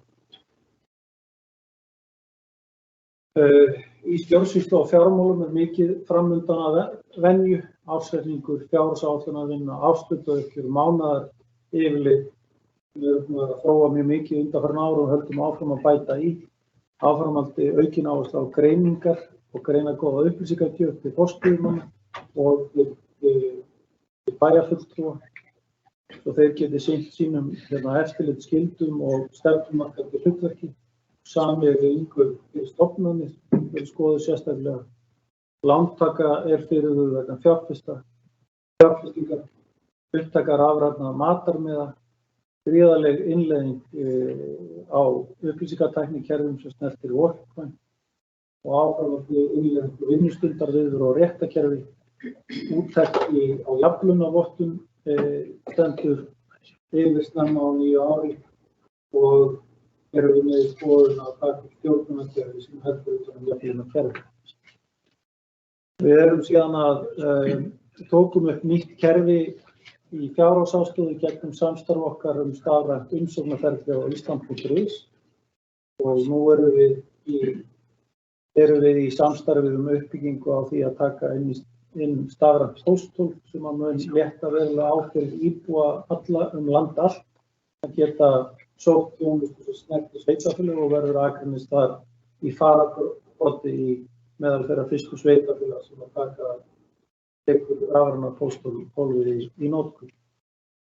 Svo erum við nú búin að klára á síðustu vikum að koma öllum stofnunum kaupstaðarins í sama Microsoft umhverfið og svo kallaðan sama tenant, en það opnar gríðarlega marga möguleika á samstarfi milli þessara stofnana. Því að við vorum að kinka kolli, ég og Sædís, þá var þetta verkefni sem okkur er búið að dreymdu þegar hún var einu sinni starfsmaður að geta náð fram og það er þarna teljum við að við getum náð verulegum árangri í samþættingu þjónustu og eflingu þjónustu í íbúa þannig að málakerfið hafi góð áhrif á okkar þjónustu okkar íbúa. Sömuleiðis stendur til að skoða innleiðingu á betra Akranes.is sem samráðsvettvang fyrir íbúa Akranes fyrir ýmis verkefni og byggir á lausnum í Betra Ísland. Það er ákveðið að taka þátt í samvinnuverkefni á meðan rafrænna sveitarfélaga fyrir spjallmenni, fyrir heimasíðu sveitarfélaga og sömuleiðis erum við nýlega búin að afhenda nemendum 8. til 10. bekkjar grunnskólana fartölur til að nota í námi sínu. Í menningar og safnamálum þarf að greina þarfir safnanna, skilgreina framtíðarhlutverk og þróun samfélagslegs hlutverks þeirra og þróa enn frekar hlutverk safna skóla í frístundum á Akranesi, stuðla að samstarfi og nýtingu meðal annars að við erum að efla fræðslu og menntunarhlutverk safna. Það er áfram hefðbundnir framúrskarandi viðburðir hér á Akranesi, 13.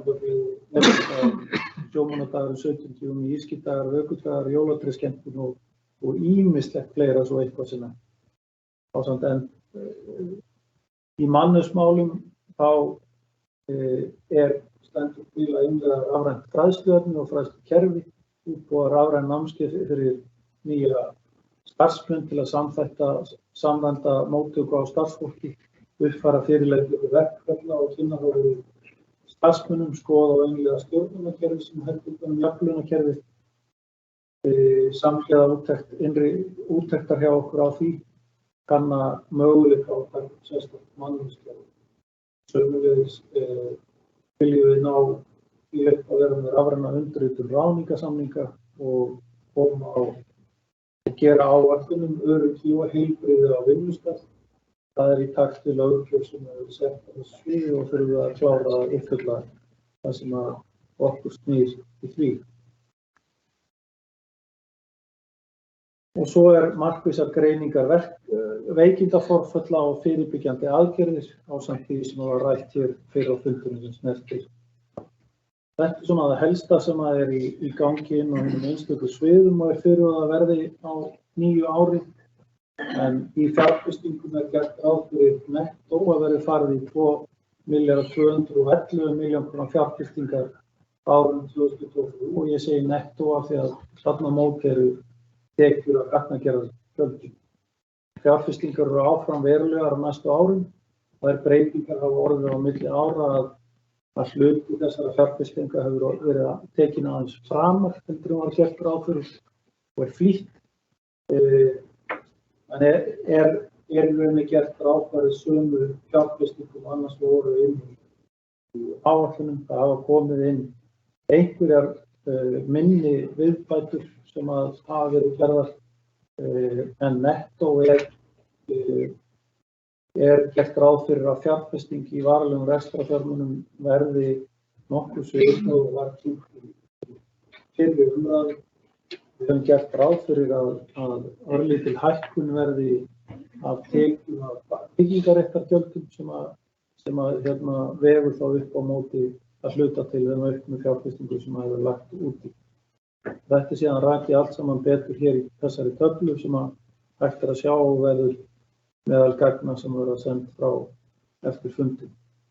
En í helstu framkvæmdir í skipulags- og umhverfismálum gert ráð fyrir stærra viðhaldi, meðal annars garðagrund, hafnarbraut, framkvæmdir gatna í skógahverfi 3A og bundurslitla í skógahverfi 3C.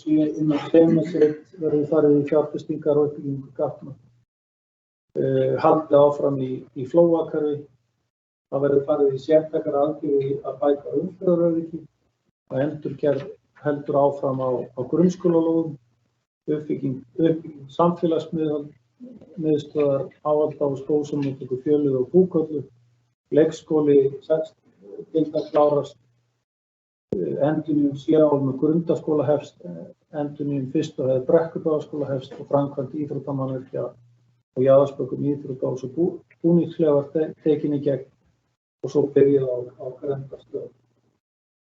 Í skipulagsverkefnum verður unnið með Langasand, Sólmundarhöfða og nærumhverfi Guðlaugur, Jaðarsbakka, breyting eldri skipulaga þar með talið Ægisflöt og Vesturgötu, norðurhluti Dalbrautarreits, þétting byggðar og hverfaskipulag, þróunarsvæði Breið, Miðbar og Smiðjuvellir, Kirkjubraut, breytingar og skipulagi vegna endurgerðar gatna, Sementsreit, bygging og íbúðamagn, deiliskipulag við Höfðasel og Grjótkeldu, Flóa fyrir athafna og iðnaðarlóðir og svo ýmsar grendarkynningar sömuleiðis.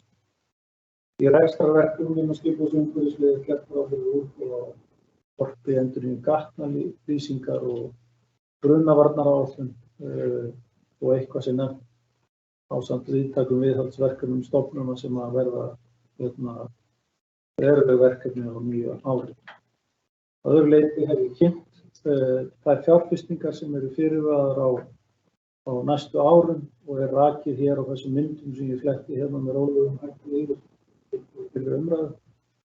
Það hefur komið fram mikil uppbygging á Dalbrautarreit, Sementsreit, Skógahverfi, Smiðjuvöllum og framundan spennandi að sjá hvernig breiðin mun þróast á næsta ári og sömuleiðis hvaða ákvarðanir verður teknar í Hvalfjarðarsveit sem að halda enn á ákvörðun í því hvernig hvort við færa sveitarfélaganna þannig að Akrakotslandið verður hluti af Akranesi.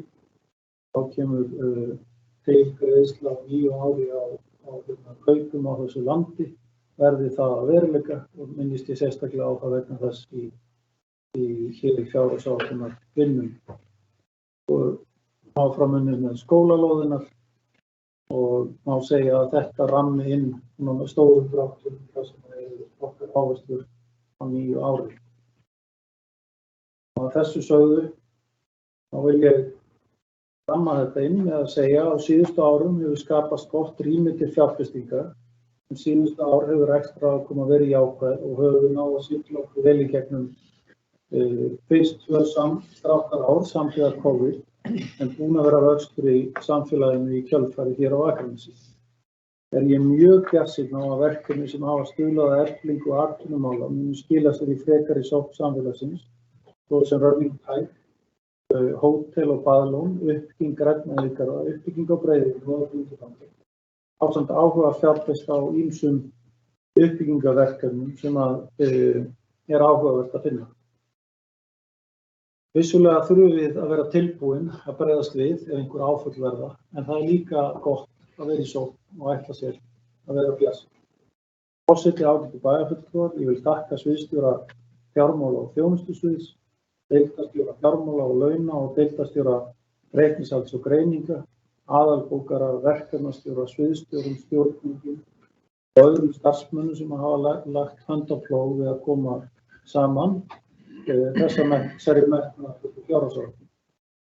Ég vil þakka bæjarfulltrúum fyrir frábært samstarf í undirbúningu og gerð áætlunar. Það hreinlega forréttindi að vinna fyrir ykkur og þá sérstaklega vil ég þakka bæjarráði sem hefur lagt gríðarlega vinnu og metnað í það að þessi fjárhagsáætlun sé vel framsett og vel hugsuð takti þarfir íbúa á þann metnað sem við höfum.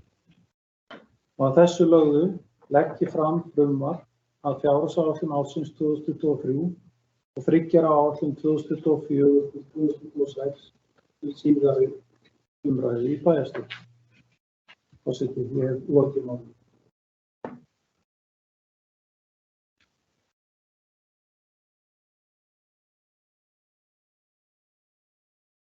Þakka þér fyrir bæjarstjóri, fyrir afar skýra og greinargóða yfirferð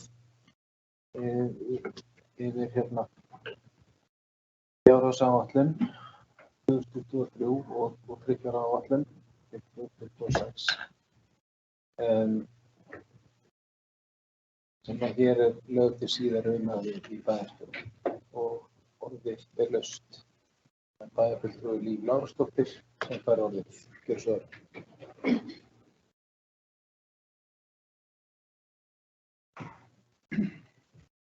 Forseti, bæjarstjóri, ágætu bæjarfulltrúar og aðrir sem okkur hlýða. Við erum nú stödd í seinni umræðu fjárhags- og fjárfestingaráætlun Akraneskaupstaðar og ég vil byrja á að þakka bæjarstjóra Sævari Frey fyrir greinargóða kynningu á þeirri vinnu sem fram hefur farið síðustu vikum ásamt því að fara vel yfir þær breytingar sem nú hafa verið gerðar á milli umræðuna. En í þeirri vinnu hafa margir aðilar, starfsmenn og bæjarfulltrúar komið að og mega það hafa kærar þakkir fyrir. Ég nefndi það hér fyrir nokkrum vikum, herra forseti, þegar við sátum hér saman við fyrri umræðu að staða Akraneskaupstaðar í fjármálum að mörgu leyti eftirsóknarverð. Við höfum verið að skila rekstrarhagnaði mörg undanfarin ár, ólíkt mörgum öðrum sveitarfélögum. En hagnaðurinn samanstendur þó stórum hluta fjármagnsliðum og arðgreiðslum og því verður það áfram verkefni okkar í bæjarstjórn Akraness að gera rekstur bæjarins sjálfbæran. Og í ljósi þeirra metnaðarfullu framkvæmda og fjárfestingar sem fyrirhugaðar eru á næstu árum, samhliða fyrirliggjandi lántöku, mun rekstur bæjarsjóðs verða mikil áskorun til okkar bæjarfulltrúa og við munum þurfa að sameinast framtíðarsýn og forgangsröðun verkefna ásamt því að styrkja tekjuöflun kaupstaðarins. Þá hljótum við að horfa eins og önnur sveitarfélög til leiðréttingar á fjármögnun ríkisins á málaflokki fatlaðs fólks og auki fjármagn til reksturs hjúkrunarheimila. Launahúsnæði hefur vaxið hjá okkur eins og við sjáum hjá öðrum sveitarfélögum, fyrst og fremst vegna fjölgunar stöðugilda í fjölbreyttri þjónustu við íbúa í bæjarins. Þá sjáum við einnig að kostnaður við félagsþjónustu, sérstök búsetuúrræði og þjónustu hafa aukist ár frá ári og framlög frá jöfnunarsjóði sveitarfélaga hafa alls ekki vaxið í takt við þá þróun. Þetta er náttúrulega verkefni eins og bæjarstjóri Sævar Frey kom inn á sem nú í skoðun milli ríkis og sveitarfélaga og von niðurstöðu bara næstu dögum, annars snemma á næsta ári.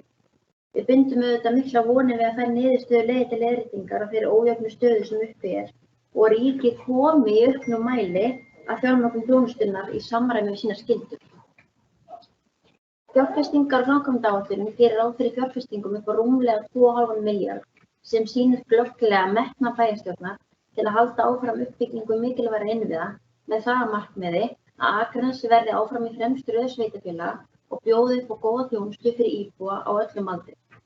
Það er okkar ábyrgð að sýna áreiðanleika og staðfestu en leið hafa kjark til að nýta þau tækifæri sem bjóðast til að ráðast jafnvel í enn stærri verkefni. Það er mikilvægt að spila rétt á þeim tækifærum sem í kringum okkur og við séum í einhverjum tilvikum tilbúin að sýna smá þor og djörfung til að missa ekki að tækifærum sem vel getur komið til framkvæmda næsta árum, jafnvel þó rekstrarumhverfi verði tímabundið óhagstætt. Slíkar ákvarðanir, vel ígrundaðar að sjálfsögðu, geta jafnvel orðið til þess að breyta stöðunni svo munar hér á Akranesi. En til þess að þetta takist þarf að hafa góða fjármálastýringu ásamt góðri kynningu og markaðssetningu á því sem við höfum hér upp á að bjóða. Þarna liggja nefnilega tækifærin til þess að auka tekjur samhliða uppbyggingu sem jafnvel aðrir en sveitarfélagi standa fyrir. Lokaorðin mín þann 8. nóvember síðastliðinn voru þau að á milli umræðna yrðu ákveðin atriði tekið til nánari skoðunar og svigrúm til þess að endurskoða fasteignaprósentin og aðrar álögur á bæjarbúa og fyrirtæki. Að lokum ítrekaði ég það að okkar áherslumál væri að nýta allt það svigrúm sem gæðist rekstri kaupstaðarins til að bæta þjónustu eða lækka álögur eða ólækka álögur á íbúa og fyrirtæki. Það sem við vildum skoða sérstaklega voru áhrif útsvarslækkunar og greiðslur frá jöfnunarsjóði. Hins vegar má öllum vera ljóst að umhverfi okkar í dag er ekki beinlínis hagfellt fyrir íbúa. Verðbólga hefur vaxið, vaxtastig er hátt og heimilin í landinu finna sannarlega fyrir verðhækkunum í sínu daglega lífi. Bæjarstjórn kemur því nú til móts við heimili og fyrirtæki á Akranesi með því að lækka álagningarprósentur fasteignagjalda með það að markmiði að draga úr áhrifum hækkunar fasteignamats á upphæð fasteignagjalda. Þá kom einnig fram í fyrri hluta umræðu að hækkanir á einstaka gjaldskrám yrðu endurskoðaðar. Núverandi áætlun gerir ráð fyrir að leikskólagjöld sé núna ekki að hækka á milli ára, en í þessari vinnu létum við skoða fyrir okkur hvar við værum að standa í samanburði við önnur sveitarfélög sem við berum okkur gjarnan saman við. En þá kom í ljós að okkar gjaldskrá er í hærra lagi. Þá mun gjaldskrá félagslegrar heimaþjónustu haldast óbreytt á milli ára, en þannig síðum við sérstaklega þeim hópum sem þyrfti á greiða fyrir þessa þjónustu fyrir þessum verðhækkunum sem að öðrum kosti hefðu sett strik í heimilisbókhaldið. Þetta er okkar viðleitni í því að létta byrðir af heimilum. Ég vil þó brýna, herra forseti, hversu mikilvægt það er að við skoðum þessar álagsprósentur vel hvert haust. Metum það hvernig samspil hverju sinni hækkunar, íbúaþróunar og umhverfisins almennt lítur út, svo við lendum ekki í þeirri stöðu að sitja eftir með hækkanir. Ég verð þá talin talsmaður þess að hækka álögur og íbúa eingöngu til þess að hækka, en þetta eru engu að síður eitt af þeim fáu úrræðum sem sveitarfélög hafa til tekjuöflunar og því þarf að vanda vel til verka. Að lokum vil ég þakka kollegum mínum í bæjarráði fyrir gott samstarf og bæjarstjórn allri í vinnunni við gerð fjárhags- og fjárfestingaráætlunar. Við getum sannarlega sagt að Akranes sé samfélagi sókn. Aldrei hefur jafnmiklu fjármagni verið veitt til fjárfestinga og framkvæmda og það eru sannarlega spennandi tímar framundan. Takk fyrir. Takk fyrir, bæjarfulltrúi. Og orðið er laust. Fjárhagsáætlun Höfða, fjárfesting- og framkvæmdaáætlun og fjárhagsáætlun og fyriráætlun. Bæjarfulltrúi Guðmundur Ingþór Guðjónsson, þar orðið. Gjörðu svo vel.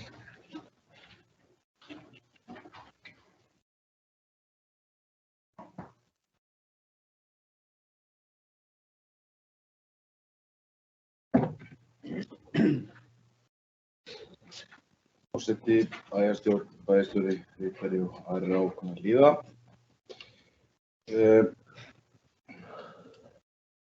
Árið 2022 sem að líða og Dröða er búin að vera í bæjarstjórninni hálft ár. Mikið hann heiður að gegna því hlutverki að vera formaður skipulags- og umhverfisráðs. Ég vil náttúrulega byrja því að þakka mínum samnefndarmönnum í ráðinu og sér í lagi starfsmönnum ráðsins fyrir mjög skemmtilegar og góðar umræður og skemmtilega fundi. Mikið rætt og við mikla skoðanir sem frábært og hlakka bara til áhorfandi samstarfs vegna þess að við sjáum það samkvæmt þessari áætlun sem að við erum að fara að leggja fram núna í fjárfestingar- og framkvæmdaáætluninni að gríðarleg uppbygging huguð hjá okkur og ætlaði ég að vera með rosa flotta ræðu þetta en bæjarstjóri okkur segja að Freyr Gógnússon þetta allt hvað í gangi. Við erum með grundarskóla sem stór framkvæmd og við erum bara í Brekkubæjarskóla og gatnaframkvæmdir. Það mikil uppbygging á íbúðum og inngarðir að koma alltaf betur og betur inn og munum við halda áfram þar. Semensveiturinn sjáum við loksins líf þar sem glæsilegt og við erum fullt traust þess að þar verði glæsilegt hverfið að rísa og þar verði haldið áfram. Eins og þið hafið öll séð í gögnunum sem liggja fyrir að þá eru gríðarlega fjármunir sem við ætlum að setja í þetta á næsta ári og næstu árum. Fjármunir eru miklir en verkefnin eru mörg og eins og held ég séu inni sammála að við viljum gera meira en það sýnir bara hug okkar hvert við stefnum. Bæjarfélagið ört stækkandi. Við erum að reisa íþróttahús. Við erum að fara í vinnu við að skipuleggja allt í Jaðarsbakkasvæðið. Okkur vantar framtíðarsýn yfir allt svæðið eins og leggur sig. Þar geta orðið virkilega stórir og flottir hlutir fyrir okkur öll og bæjarbúa og ég mun að hlakka mikið til en eftir þessa glæsilegu kynningu hjá bæjarstjóra þá eiginlega vil ég ekkert vera að endurtaka þetta allt sem hann kom fram en eins og við sáum í gögnum málsins að þá framtíðin björt og ef allt gengur að óskum eins og við vonum að þá bara getum við bætt enn frekar í og af því að nægur verkefnin, ekki spurning en þetta glæsilegt plagg og hlakkar mér mikið til áhorfandi vinnu í okkur.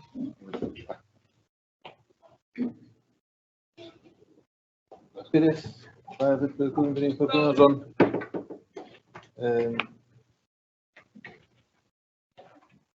Sett á mute. Þá heldum við áfram umræðu fundaliði 12, 13 og 14 og orðið laust. Það er fulltrúi Kristinn Helgi Sveinsson. Gjörðu svo vel.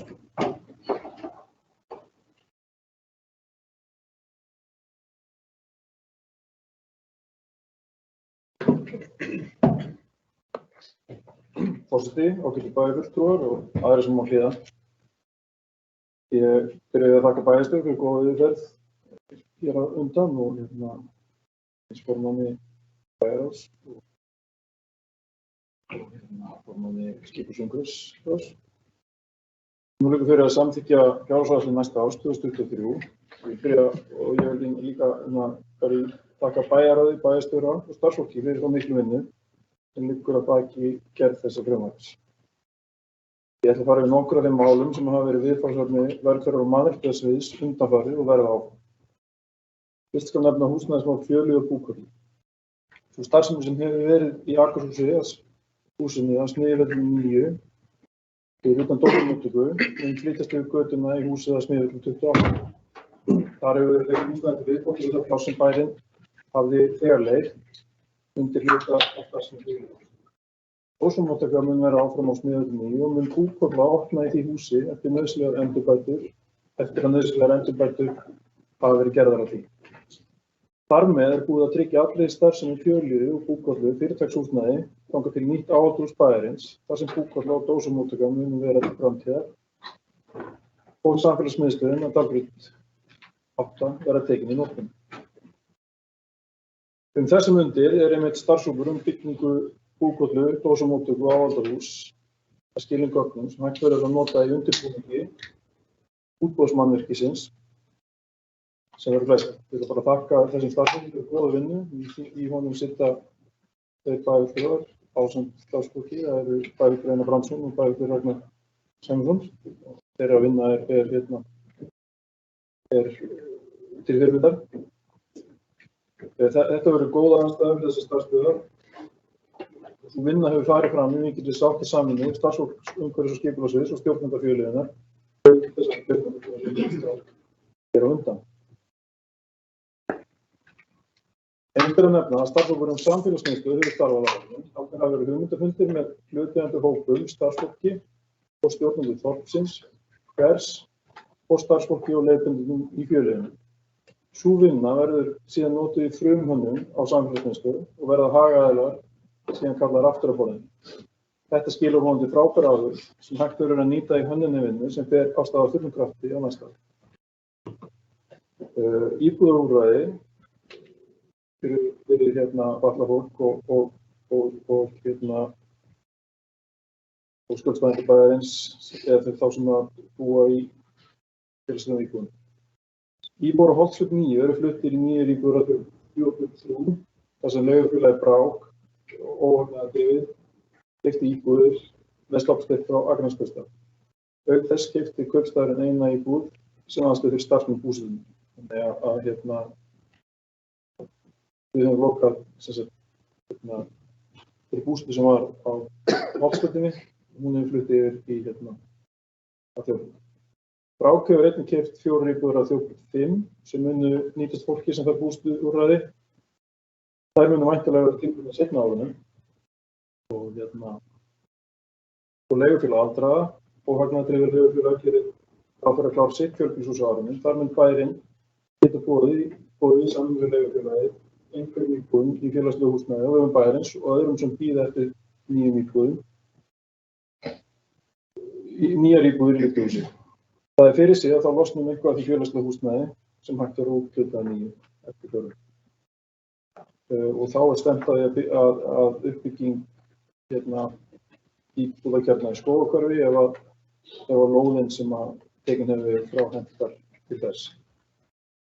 Hins vegar er eitt af stóru verkefnum sviðsins og skólavísindasviðs og bæjarins alls innleiðing farsældarlaga og barnasamfélags. Bakgrunninn hefur verið framarlega innleiðing og lögum farsældarlaga og oft hefur til okkar. Sú vinna mun skila okkur betri þjónustu fyrir börn og fjölskyldur. Inngrip koma fyrr og vonandi verða mál ekki eins alvarleg öllum til hagsbóta. Barnvænt samfélag er síðan verkefni sem tekur til þess að horfa til allra þjónustu og skipulag með barnvænum hætti. Þetta er verkefni sem mun aldrei klárast sem slíkt en ætti bæta samfélagið sem við búum í við hvern hring sem er farinn með verkefni. Svo er stórt mál sem breytingu barnaverndarlögum áramótin sem felur í sér að barnaverndarnefndir sveitarfélaga verða lagðar niður og nýtt kerfi sem leggur meginábyrgð þjónustunnar á herðar barnaverndarþjónustu sveitarfélagsins. Kærumál eru síðan tekið fyrir umdæmisráðum. Akraneskaupstaður ásamt 50 öðrum sveitarfélögum í viðræðum við stofnun umdæmisráða landsbyggðarinnar. Svo verðum við bara að taka stöðuna því þegar að framvísækja hvernig það virkar fyrir. Eftir áramót þurfum við að klára vinnu við jafnréttisáætlun og framkvæmdaáætlun við hana. Það er lögbundið skylda sveitarfélaga að klára slíkt innan árs og kosningum. Stefnumörkun í málefnum aldraðra er hafin, starfshópur hafið störf og það er spennandi vinna framundan. Síðan bara langar að bæta inn við í lokin að það er tilhlökkunarefni að niðurstaða síðan nást í samningu sveitarfélaga og ríkisins var að auki fjármagn í þjónustu við fatlað fólk. Það er líka ánægjulegt að þrátt fyrir að við gerum ekki ráð fyrir þessum peningum í okkar áætlunum að kaupstaðurinn sé þrátt fyrir það að skila í ákveðinni rekstri. Takk fyrir. Takk fyrir, frú Kristinn Hallur Sveinsson. Og orðið er laust að nýju. Stífastóttir fara við, gjör svo vel.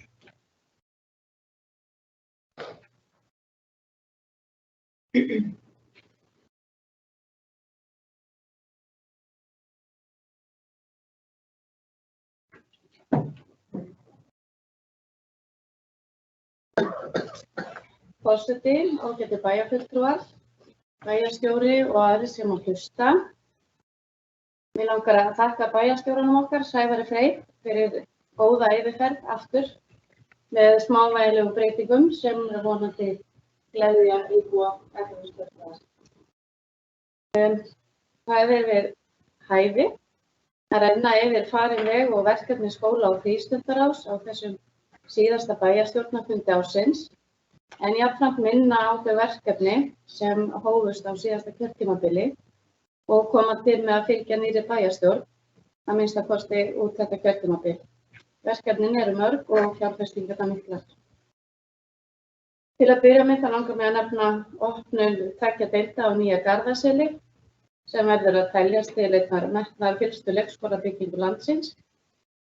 Á nýju ári munu svo yngri deildirnar sem eftir urðu á gamla leikskólanum flytjast í nýjan skóla og sameinast á elstu nemendum nýs leikskóla. Fyrsta áfanga í mjög metnaðarfullri byggingu af íþróttamiðstöð í Jaðarsbakkum. Það er hægt að segja að það verði stórglæsileg íþróttamiðstöð sem þarna mun rísa og hún kemur til með að styðja enn frekar við íþróttastarf og kennslu og sem á skila sér í bættri þjónustu við íbúa Akraness og aðra gesti bæjarins. Við höfum þurft að horfa á og taka við fjölmörgum áskorunum í varðandi grunnskólana. Þetta hefur dottið svona í fangið á bæjarstjórn og sviðum bæjarins síðustu misseri. Við erum náttúrulega enn yfirstandandi og hægt að segja að eitt hafi tekið við af öðru í þeim verkefnum. Fjárfestingaráætlun bæjarins frá 2023-2026 gefur það til kynna að það verður hvergi slegið slöku við í vegferð og lagfæringar á vinnustað barna, ungmenna og starfsfólks þessara stofnana. Ég get nú ekki lokið máli hvað þessi verkefni varðar án þess að hrósa öllum fyrir ómælda þrautseigju, þolinmæði og útsjónarsemi sem koma að störfum á þessum fjölmennu vinnustöðum, hvort sem ræðir skólastjórnendur, kennara, nemendur og hvað þá þann skilning og æðruleysi sem foreldrar og aðrir aðstandendur hafa sýnt í kjölfarið. Nýjar reglur niðurgreiðslu til dagforeldra mun nú taka gildi 1. janúar 2023, þar sem bæjarstjórn hefur rétt í þessu samþykkt og má segja góðan stuðning við foreldra og ungra barna sé að ræða þegar að horft er til þessu umhverfi sem við stöndum frammi fyrir í dag með aukinni verðbólgu og verðhækkunum. Þessi ákvörðun er nú bara aðeins einn liður í því að við getum sagt að Akraness sé á réttri leið. Í átt að barnæru samfélagi sem verður á nefa til þess að laða að okkur ungt fólk sem vill setjast til að og ala upp börnin sín. Mig langar líka að nefna frístundastrætó sem að hóf akstur nú á haustdögum og hefur sýnt sig að þörfar á öðrum strætó hér á álagstíma. Verkefnið er ekki fullmóta en það er unnið að því að finna því góðan farveg og þar með styðja enn frekar við börn og foreldra þeirra með því að bjóða áfram upp á öruggan ferðamáta þar sem börn geta farið leiða sinnar eftir skóla til að sinna íþróttum og öðru tómstundastarfi. Að lokum þá ætlum ég bara að minnast hérna aðeins á menningamálin á Akranesi. Við fögnum sterkandi sviði skóla og frístunda þar sem að menningamálin bættust þar inn og með ráðningu verkefnastjóra þá getum við vonandi séð tækifæri í fjölbreyttu menningar og safnamálum. Sem formaður skóla og frístundasviðs þá vil ég þakka samstarfsfólki mín úr pólitíkinni, Einari Brandsyni og Líf Ásu, sem og samstarfsmönnum sviðsins, fráfarandi sviðsstjóra Valgerði Janusardóttur, Darmíu Hauksdóttur sem gegnir nú starfi sviðsstjóra og Anneyju Ágústsdóttur verkefnastjóra fyrir að taka vel á móti nýjum formanni og leiða það góða starf sem unnið er á skóla og frístundasviði. Það er nú markmið okkar að halda áfram fyrir vegferð sem við erum á núna til að styðja við og styrkja skóla og frístundamál bæjarins sem og menningamál. Það er nú hægt að segja að verkefnið taki enda og klárist en ný ört stækkandi bæjarfélagi munu alltaf koma ný verkefni og nýjar áskoranir sem fylgja svo nýrri bæjarstjórn hvert kjörtímabil fyrir sig. Takk fyrir. Takk fyrir, bæjarfulltrúi Jónína Margrét Sigmundsdóttir. Og þá er orðið laust að nýju, fundaliði 12, 13 og 14. Vilja grípa það.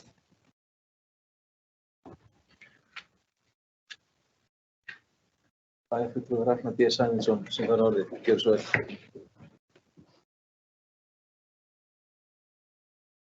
Forseti, bæjarfulltrúar, bæjarstjóri og aðrir sem á Hlíða. Það er svo sem ekki, eins og bæjarfulltrúar að koma inn og kannski ekki miklu við að bæta hérna eftir yfirferð bæjarstjóra. Það er alltaf þarna ákveðið svekkelsi þegar maður er búinn að undirbúa ræðu og svo fer hann með sitt. Ákveðið sóun og tíma. Það verður bara að hafa sig. Það breytir því ekki að þarna framundan eru bara mjög spennandi tímar eins og bæjarstjóri fór yfir. Það er mjög mikil uppbygging í bænum. Tækifæri ótal mörg. Við erum í mjög mikil innviðuppbyggingu. Það er spennandi að sjá hvernig þetta fer allt hjá okkur. Ég langar með leyfi forseta að lesa hér bókun frá bæjarfulltrúum Framsóknar og Frjálsa. En áður ég geri það kannski þá vil ég nýta tækifærið og þakka fulltrúum bæjarins og öðrum bæjarfulltrúum, bæjarstjóra, sviðsstjórum og þeim starfsmönnum sem að vinnunni komu. Kærlega fyrir samstarfið og góða vinnu. Þetta er búið að vera mikið og þétt samstarf og bara mjög gott. Já. Bæjarfulltrúar Framsóknar og Frjálsa fagna fyrirliggjandi fjárhagsáætlun sem og fjárfestingu og framkvæmdaáætlun Akraneskaupstaðar fyrir árið 2023 til 2026. Áætlunin er senn metnaðarfull og framsækin. Nokkur af þeim stóru verkefnum sem hófust á síðasta kjörtímabili er senn að ljúka á meðan önnur eru komin af stað eða hefjast á næstu misserum. Á kjörtímabilinu 2018 til 2022 fór fram mikil vinna við stefnumótun framtíðaruppbyggingu innviða og því fögnum við bæjarfulltrúar Framsóknar og Frjálsa að núverandi meirihluti kjósa að vinna áfram eftir þeirri stefnumótun. Stefnumótun við uppbyggingu grundaskóla, íþróttamannvirkja í Jaðarsbakka, samfélagsmiðstöðvar, áhaldahús, búkollu og flöskumóttöku, auk endurbóta á Brekkubæjarskóla og undirbúnings á byggingu á nýjum leikskólum. Við fögnum því að meirihluti Sjálfstæðisflokks og Samfylkingar hefur horfið frá þeim áformum sem kynnt voru við fyrri umræðuáætlunarinnar og fólu í sér mikla hækkun fasteignagjalda. Bæjarfulltrúar Framsóknar og Frjálsa hafa lagt á það mikla áherslu við gerð fjárhagsáætlunar að ekki verið kvikafréttir við vegferð sem mörkuð var á síðustu bæjarstjórn og skila einum lægstu álögum fasteignagjalda á meðal sveitarfélaga í landinu. Samhliða gerð fjárhagsáætlunar hefur farið fram mikil greiningarvinna á öllum sviðum bæjarins. Því miður að sá góði árangur sem náðst hefur síðustu ár er ekki endurspeglast í þeirri áætlun sem nú er til afgreiðslu. Bæjarfulltrúar Framsóknar og Frjálsa á bent á það staðreynd að sá vöxtur sem birtist á milli ára er langt umfram auknar tekjur og við því verða að bregðast. Á milli umræðu hefur farið fram mikil umræða þar sem allir bæjarfulltrúar hafa komið að borðinu og fyrir það erum við þakklátir. Það er einlæg trú okkar bæjarfulltrúar Framsóknar og Frjálsa að við höfum tækifæri til þess að snúa vörn í sókn og sækja fram af fullum krafti. Tækifærin eru hér, nýta þau. Undir þetta skrifa Ragnar Sæmundsson, Líf Ása Skarstad og Sædís Sigmundsdóttir. Að lokum vil ég óska bæjarfulltrúum, starfsmönnum kaupstaðarins og bara öllum bæjarbúum gleðilegra jóla og farsældar á komandi ári. Takk fyrir.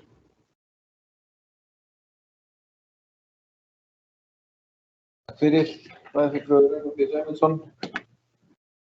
Og bókunin sem hér var lesin upp verður sjálfsögðu part bókar og orðið er laust og bæjarfulltrúi Einar Brandsson er orðið, gjörðu svo vel.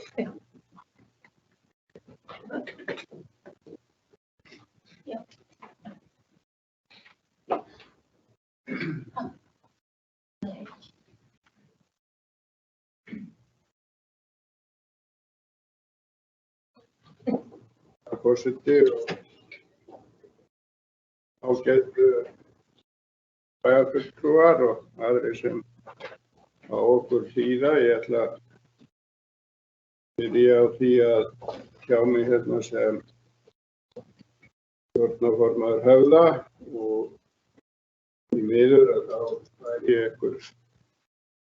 engin gleðitíðindi þannig lagað.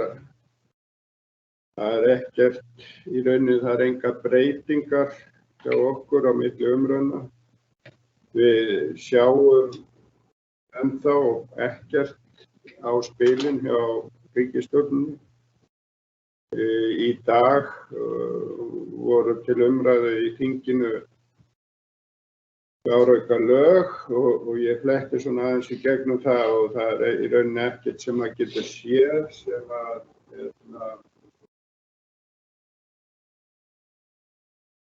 veitir okkur einhverja bjartsýni. Þannig að við erum á sama stað þar og í rauninni ekki þá meira þann hlutan að segja. En áður ég fer svo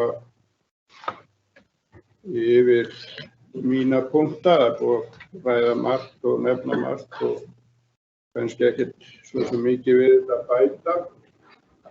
En ég ætla náttúrulega þá að byrja því að þakka bæjarstjóranum fyrir hans yfirferð og hún er mjög greinagóð og ég held batni alltaf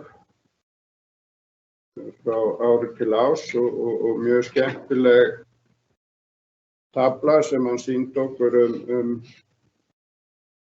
samanburð á til dæmis fasteignagjöldum og fasteignaprósentum.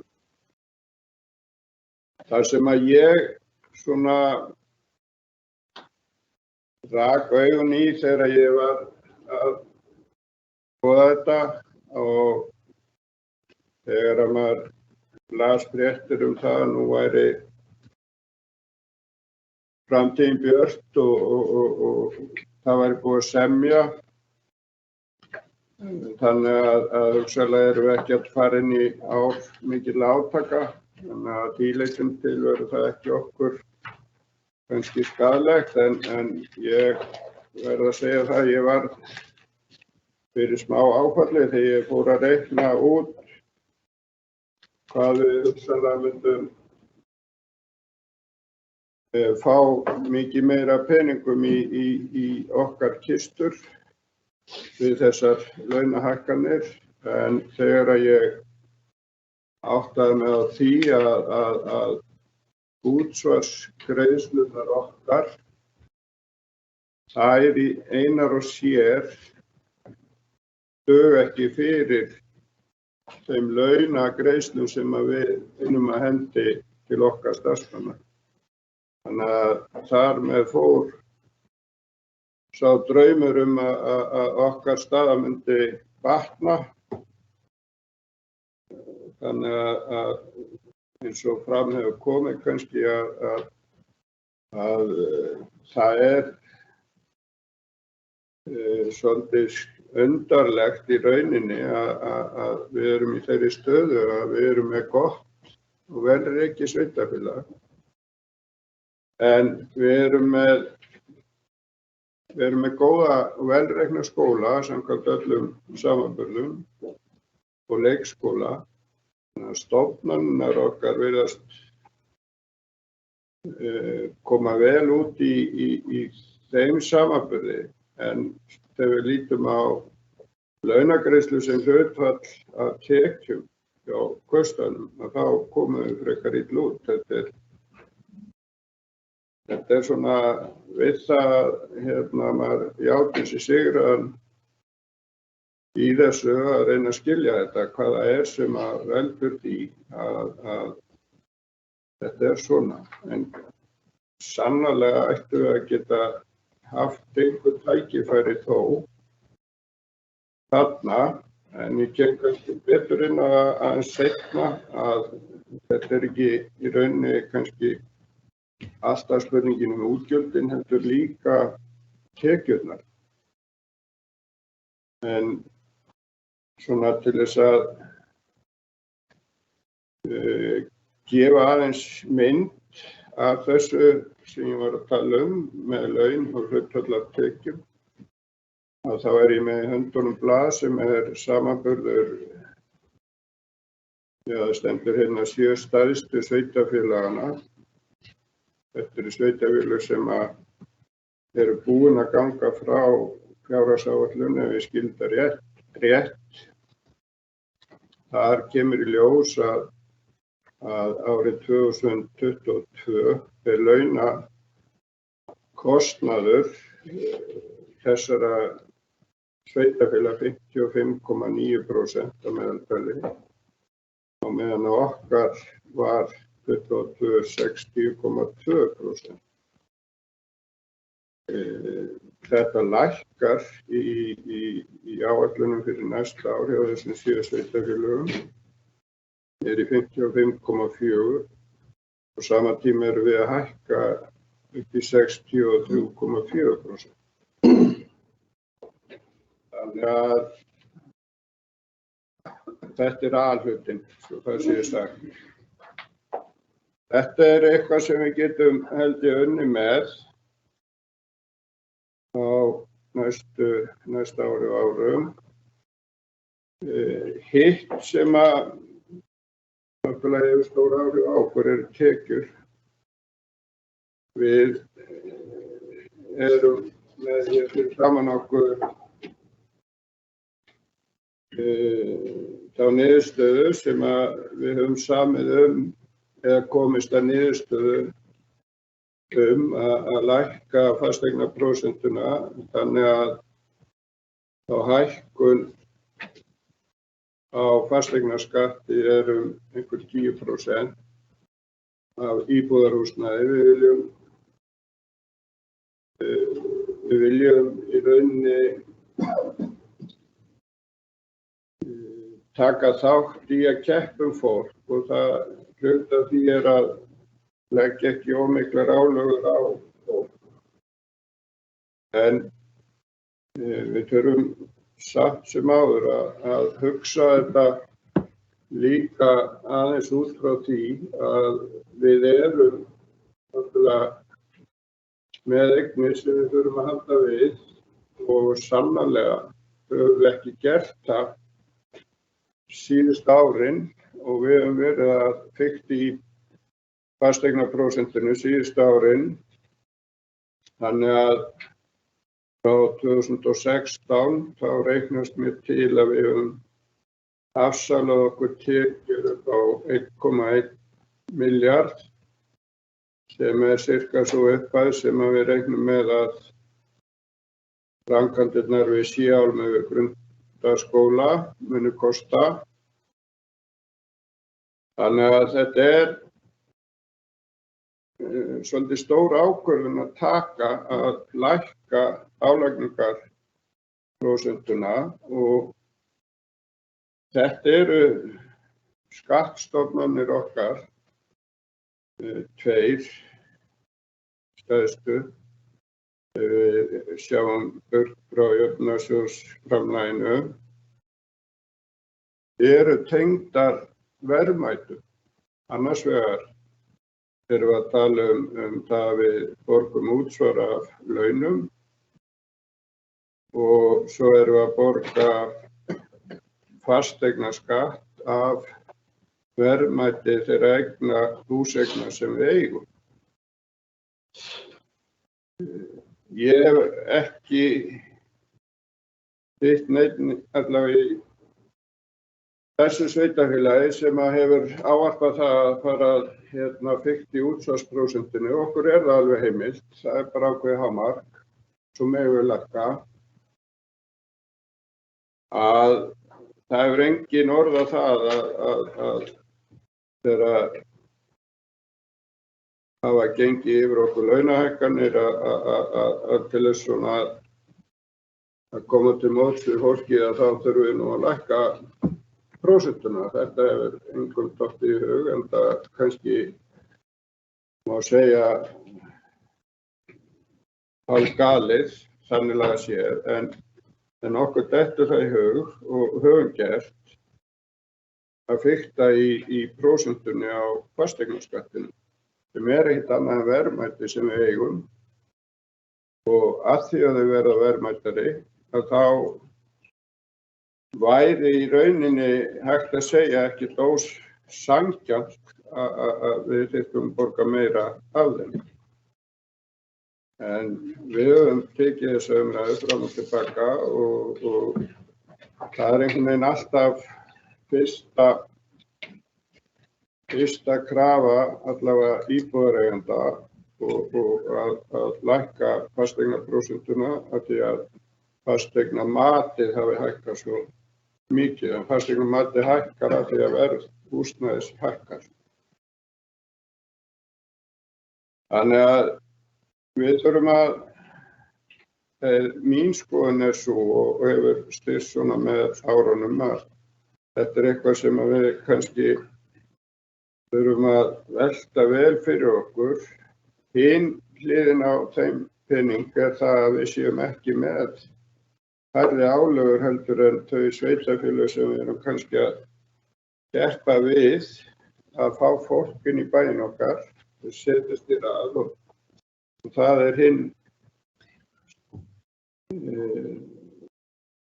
þátturinn í þessu til þess að auka tekjur þá þurfum við að fá fleira fólk sem að borga það sem ég stundum kalla gott útsvar og kalla oft góða útsvarsgreiðendur. Það eru þeir sem við þurfum líka að laða til okkar til þess að við getum borga þau útgjöld í þá þjónustu sem við viljum veita. Því að það engin spurning að við viljum veita góða þjónustu en það kostar það, við þurfum að afla okkur tekna. Ég hef líka sagt það og velti fyrir mér hvort að það sé sanngjarnt að ég vil meina að fortíðin, hún hefur flutt á núið sem núna ákveðin útgjöld sem eru þá í formi þessara miklu framkvæmda sem við erum verðum að fara í. Við höfum ekkert val sem hugsanlega einhver leit út af viðhaldsleysi að fortíðin hún afsalaði sér tekjur sem hefði verið hægt að nota í viðhald en aftur lendum við í því að við þurfum að taka lán til þess að framkvæma það sem við erum þó að framkvæma og flytjum í rauninni þær byrðar yfir á framtíðina. En ég ætla nú ekki að fabúlera mikið meira kannski þetta, eingöngu það að ég hvet okkur til þess að við erum að fylta í prósentunni og eins og ég kalla það afsala okkur tekjum, að þá gerum við það þannig að við horfum til okkar keppinauta, þeirra sveitarfélagi sem við erum að keppa við. Þannig að við séum ekki í lægsta sæti eins og kom fram hér áðan hjá bæjarstjórnum. Við erum með lægstu fasteignagjöldin af 13 eða 18 sveitarfélögum sem koma hérna fram á Suðvesturhorninu. Og það að við í rauninni lækkum prósentuna í þeirri stöðu svona kannski 19 sveitarfélögum. Það svona má alveg setja spurningamerki við það hvort að það sé akkúrat tímapunkturinn sem áttum að nota til þess að lækka. Viljum við vera neðst eða viljum við vera svona í þeim sem eru þá í 10 eða neðri helmingum? Þetta er það sem við þurfum að spyrja okkur Því við erum í rauninni að afsala okkur tekjur sem að við nauðsynlega þurfum til þess að fara í þær framkvæmdir sem við bæði verðum að fara í og sem við viljum fara í. En þetta er ákveðin málamiðlun sem við höfum tekið, þessi niðurstaða og að hluta til erum við að horfa líka að það hefur verið óvissa í þjóðfélaginu hjá okkur þó að það er fréttir sem komu núna í gær að það séu fleiri félög að semja að það er kannski veitir okkur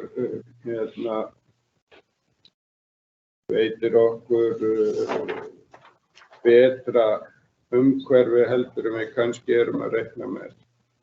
Þannig að kannski verður þetta betra en við erum að reikna með. Það sem mig langar að enda hérna á er bara að nefna þær framkvæmdaáætlunina sem við erum með fyrir framan okkur. Það er alveg hægt að segja að hún sé mjög metnaðarfull. Meirihlutinn af því sem við erum með fyrir framan okkur er eitthvað sem að koma upp í fangið á okkur og við verðum bara að gera.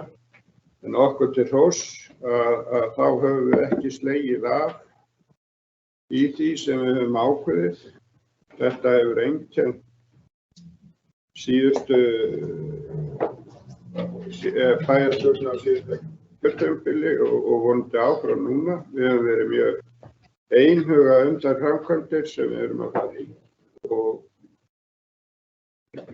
það ber að þakka fyrir það því að þetta er ekki,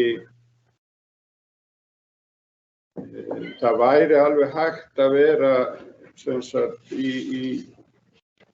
minnihlutanum og vera grimmur og taka fúla hlutan á þetta, en sem betur fer höfum okkur tekist hingað til að sleppa við það. En þetta er vissulega miklir peningar, við þurfum að taka lán, það liggur alveg fyrir. En framtíðin, hún er eins og við höfum komið hér fram hjá fleiri bæjarfulltrúum, hún er mjög held ég björt. Við höfum mjög mikil tækifæri fyrir framan okkur og held ég einu aðilirnir í rauninni sem geta klúðrað því erum við sjálf. Maður finnur að við erum inn og höfum þessi tækifæri en við þurfum að grípa þau og stór hluti af þeim kannski gera okkur kleift að auka þá tekjurnar okkar umfram það sem við kannski erum að horfa á. Og við verðum, þegar við fáum aðila sem vilja vinna með okkur, við verðum að passa okkur á því að vera ekki að styggja þá þannig lagað séð að ef þetta er verkefni sem er gott, tökum dæmi ef að aðilar vilja byggja ákveðið stór hús, að við förum nú ekki að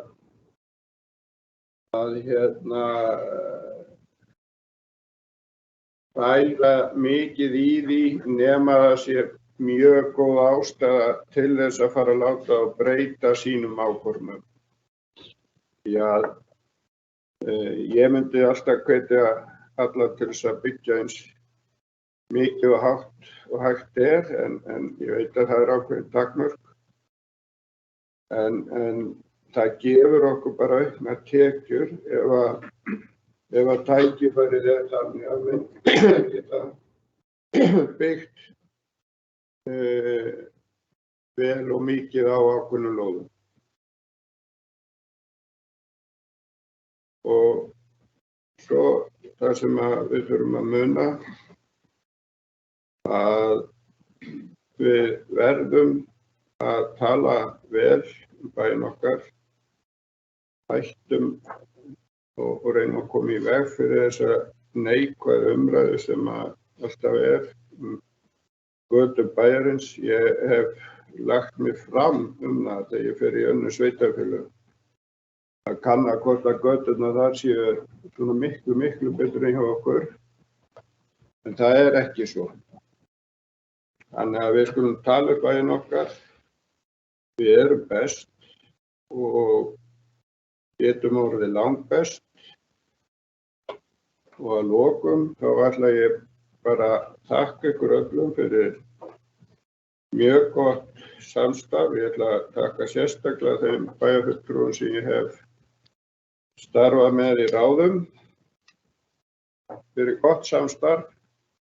Þetta hefur gengið bara virkilega vel og ég held að við eigum framundan gífurleg tækifæri og skemmtilegt samstarf skemmtileg verkefni ef við stöndum saman. Takk fyrir. Takk fyrir bæjarfulltrúi Einar Brandsson og næstur og mannskapsstjóri bæjarstjóri Sævar Kramansson. Gjörðu svo vel. Forseti ágætu bæjarfulltrúar.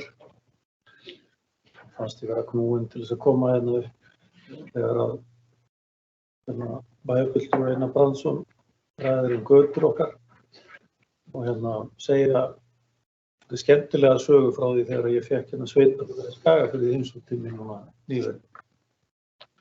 Þar keyrði ég með þá ásamt þeirra gestum allan bæinn og götur bæjarins og endaði með því að halda kynningu fyrir þá í Góðskólanum og með í för var frændi minn sem oddviti þarna fyrir einn flokk á Króknum og hafði ætlað sér að skemmta sér yfir því að göturnar væri svo hræðilegar á Akranesi og bölvaði mér í sand og ösku fyrir að hafa valið allar frábæru göturnar á Akranesi eftir að hafa keyrt nánast í gegnum allan bæ.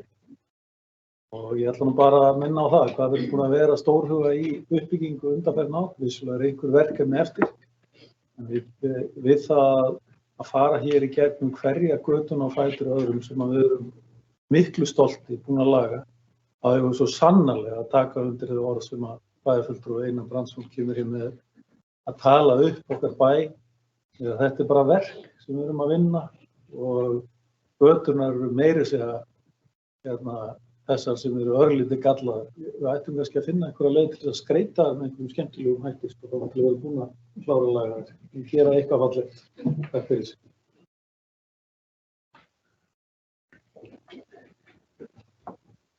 Takk fyrir bæjarstjóri Sævar Freyr. Þetta einhver meinloka sem kemur alltaf fram hjá mér. Mér dettur í huga það japanska aðferð til að gera við brot í postuli sem að setja gull í sprungurnar og hlutinni sem brotnuðu verða eiginlega ennþá fallegri eftir á heldur en voru áður en brotnuðu. En þetta geti komið svolítið illa niður á fjárhag bæjarins ef við verðum þetta. Orðið laust bæjarfulltrúi Lífs Skasta. Gjörðu svo vel.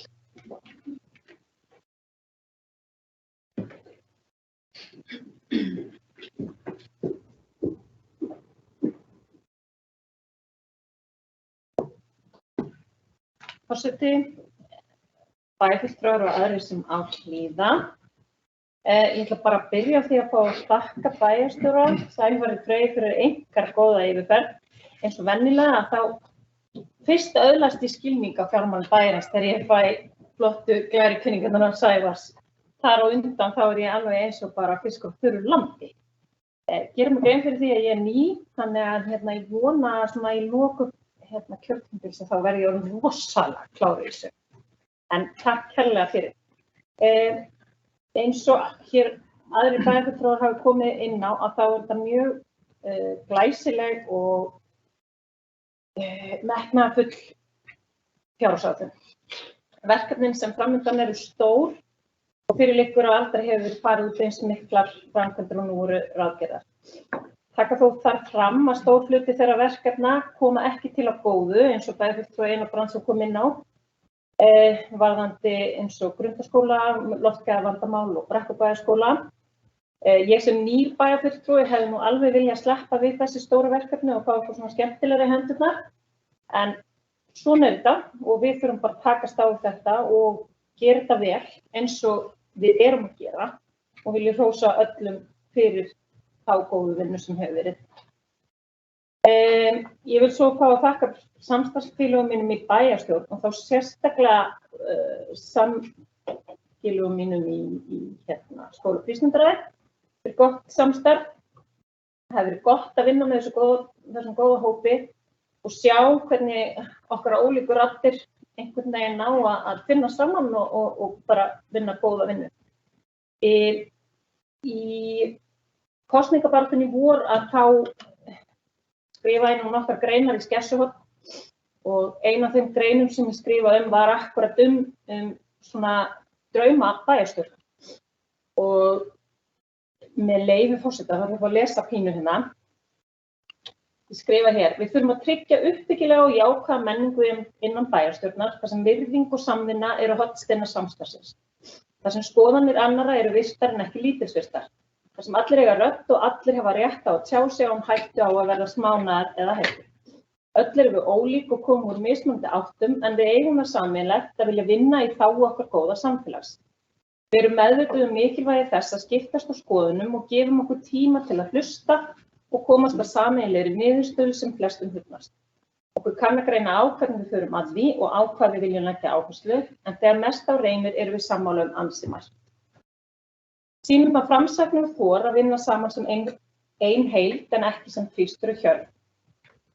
Þannig komum við til að tryggja betri árangur og meiri skilvirkni í vinnu bæjarstjórnar ásamt því að skapa meiri virðingu fyrir bæjarfulltrúastarfinu og öllu því óeigingjarna starfi sem bæjarfulltrúar okkar innan hendi. Það mun án vafa skila sér í meira ánægju og bættri þjónustu til íbúa. Þannig komum við til með þjónusamfélaginu og Akranesi best.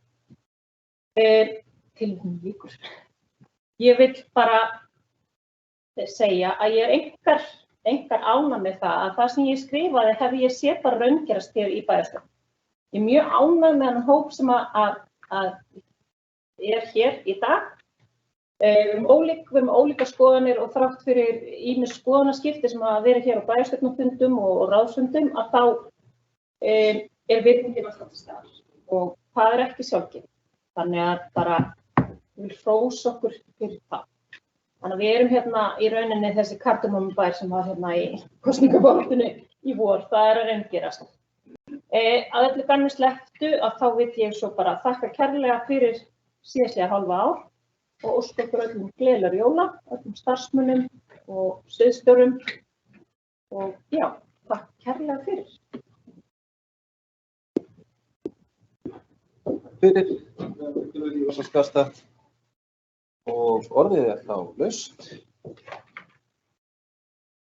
Það bæjarfulltrúi Kristinn Höllu Sveinsson sem orðið, gjörðu svo vel.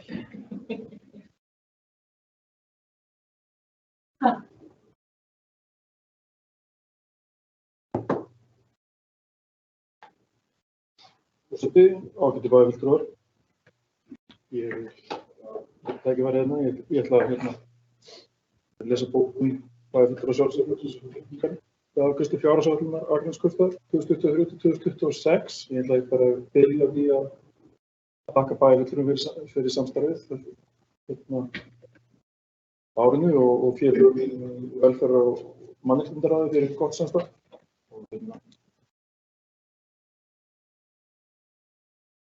Vonandi verður það jafngott á næsta ári. En nú þegar ég lesa hérna bókum okkar í meirihlutanum.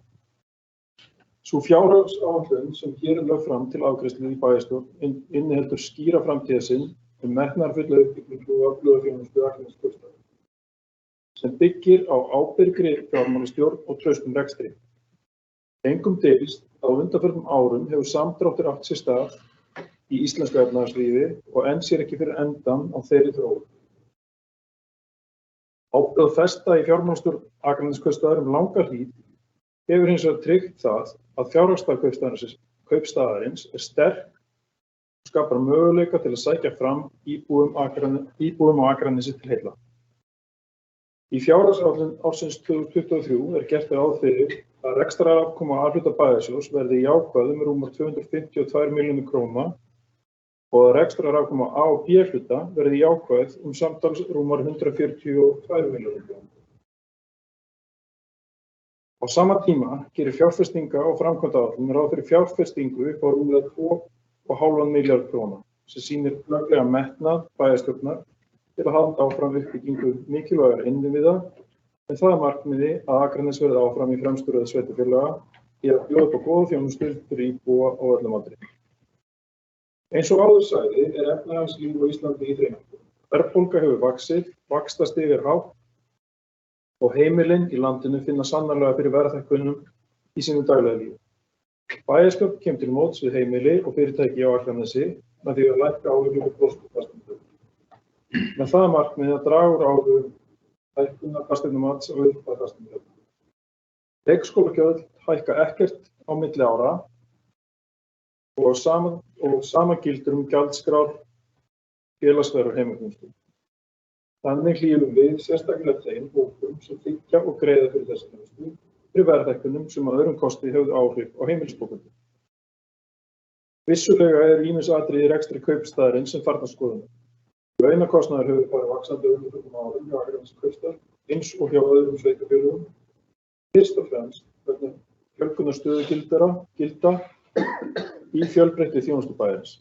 Þá sjást þess einnig skýr merki að kostnaður við félagsþjónustu, sértæk búsetuúrræði og þjónustu við fatlaða hafa aukist ár frá ári og framlög frá jöfnunarsjóði sveitarfélaga séu engan veginn í takt við þá þróun.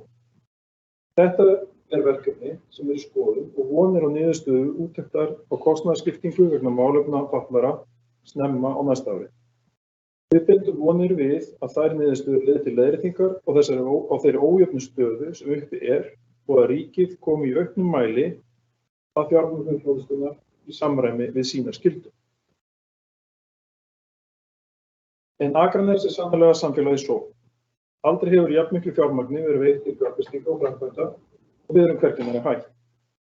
Stærstu fjárfestingaverkefni næsta árs eru áframhald uppbyggingar á nýju íþróttahúsi við Jarðbakka og stórfelldar endurbætur og endurbygging á hluta húsnæðis grundaskóla. Meðal annarra verkefna sem áætlað eru á næstu árum má nefna endurbætur á húsnæði Brekkubæjarskóla, byggingu húsnæðis fyrir áhaldahús, dósamóttöku og búkollu og byggingu á nýjum íbúðarkjarna fyrir fatlaða. Þá ætlum við að byggja samfélagsmiðstöð þar sem aðstaða verður fyrir fjölbreytta þjónustu og vegum bæjarins.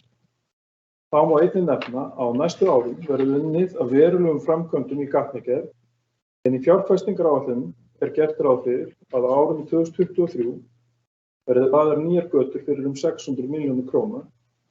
Þeirri gatnagerð svo haldið áfram á krafti næstu ár þar á eftir. Þessi framtíðarsýn í samræmi við þá ímynd sem við viljum skapa til að laða nýja íbúa og ný fyrirtæki hingað á Akranes. Sú ákvörðun bæjarstjórnar að lækka álagningarprósentu fasteignagjalda á íbúðar og atvinnuhúsnæði og halda aftur á gjaldskrárhækkunum þjónustu mikilvægur þáttur í þeirri framtíðarsýn. Við bæjarfulltrúar Sjálfstæðisflokksins og Samfylkingarinnar þökkum bæjarfulltrúum Framsóknar og Frjálsra fyrir gott samstarf í ráðum og nefndum fyrir gerð fjárhagsáætlunar áranna 2023 til 2026. Jafnframt þökkum við bæjarstjóra og embættismönnum bæjarins fyrir árgott samstarf og þeirra mikla vinnuframlag við gerð þessara fjárhagsáætlunar.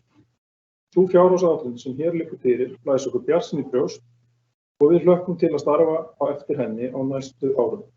Akranesi og Akranesingum öllum til heilla. Undir þetta skrifa Líf Lárusdóttir, Valgarður Lyngdal Jónsson, Einar Brandsson, Jónína Margrét Sigmundsdóttir, Guðmundur Ingþór Guðjónsson og Kristinn Atli Sveinsson. Takk fyrir. Takk fyrir.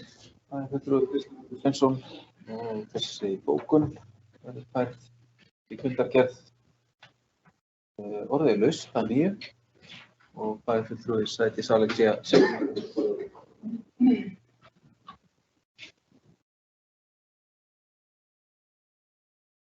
Forseti, bæjarstjóri, bæjarfulltrúar og aðrir sem hafa hlýða.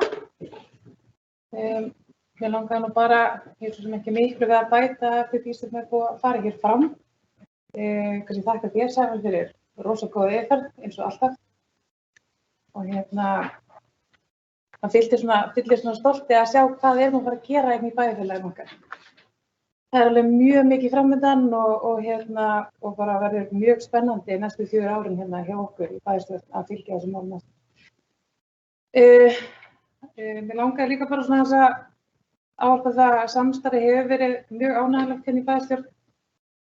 Góð samvinna, gott samtal og fyrir það ber nú bara að þakka og líka bara í ráðinu sem ég er í skipulags- og umhverfisráði, það búið að vera góðir fyrstu svona mánuðir hjá okkur.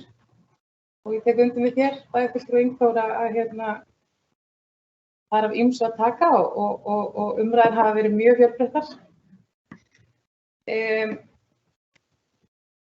Mér langar svo bara eiginlega að segja líka mér langar bara óska okkur til hamingju með að leggja þessi áætlun fram. Við eigum að vera stolt af þessu. Og ég veit vel að það er búið með mikið á starfsfólki hjá Akranesskaupstað. Ég er svona aðeins innsýn inn í þessa vinnu fyrir störf. Og það eiga allir bara klapp á bakið og hrós og eiga að fagna þessu, allt skilið. Þannig ég ætla bara að enda á þessu þeim orðum, bara til hamingju og bara vel gert.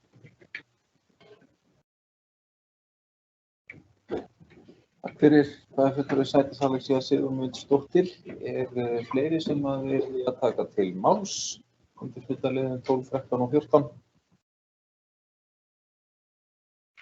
Svo ekki.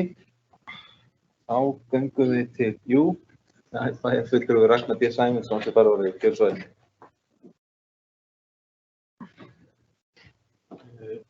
Forseti, bæjarfulltrúar, bæjarstjórar og aðrir sem hafa hlýða. Ég er búinn að koma í jólakveðin en vinur minn og bæjarfulltrúinn Einar Brandsson snertir alltaf einhverja vissa taug hjá mér.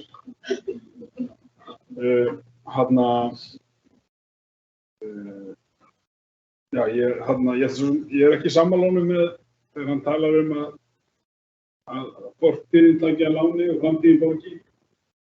Við höfum vissulega líka svigrúm til þess að hækka gjöldin tölulega. Megum að fara upp í 0,50. Við getum líka horft á það þannig. Og þannig ég er ekki alveg sammála þessari nálgun, en vissulega þetta er ábyrgðarmál að byggja þessari prósentu og þetta þarf alltaf að skoða. En mín trú samt sú að við eigum að keppast það að vera í lægstu mörkum. Ef við ekki lækka núna þá minnir mig samkvæmt sviðsmyndagreiningunum við hefum farið upp í 4. eða 5. sæti. Ég var ekki alveg fullur, ég man ekki alveg hvernig. Það var allavega eitthvað sem minnir.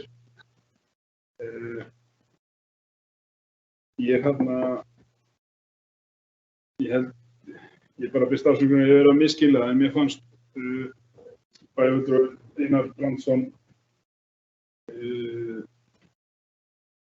kannski, ég veit ekki hvað orð ég á að nota, ekki gera lítið úr því þetta væri metnaðarfull, en svona að þetta væri mikið af verkefni sem við hefum bara fengið í fangið.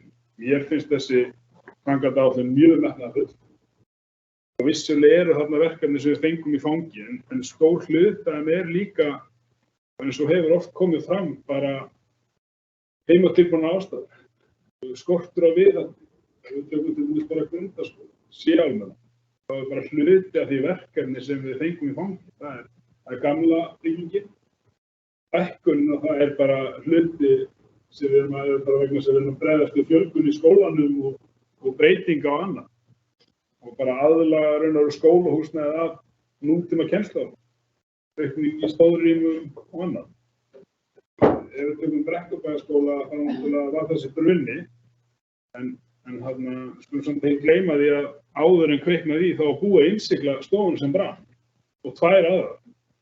Og þessi neðsta hæð sem við erum að fara í núna hefur, að því mér skilst, ekki fengið mikla andlitsstyrkingu frá því að skólinn var byggður. Þannig að það er kannski ekki hægt að segja heldur að við höfum fengið það beint í fangið, þannig að við að bregðast bara svolítið við. Íþróttahúsið er náttúrulega bara frábært verkefni og metnaðarfullt. Það náttúrulega líka erum við bara að bregðast við fjölgun, þar sem það hús sem við höfum í dag er svolítið farið að hamla kennslu í grundarskóla. Þannig að þetta er allt bara, öll þessi verkefni okkar svolítið, eru þannig að við erum bara að bregðast við fjölgun, við erum að bregðast við bara breyttum aðstæðum annað. En ég fekk ekki dóna, mér finnst þessi áætlun bara mjög metnaðarfull.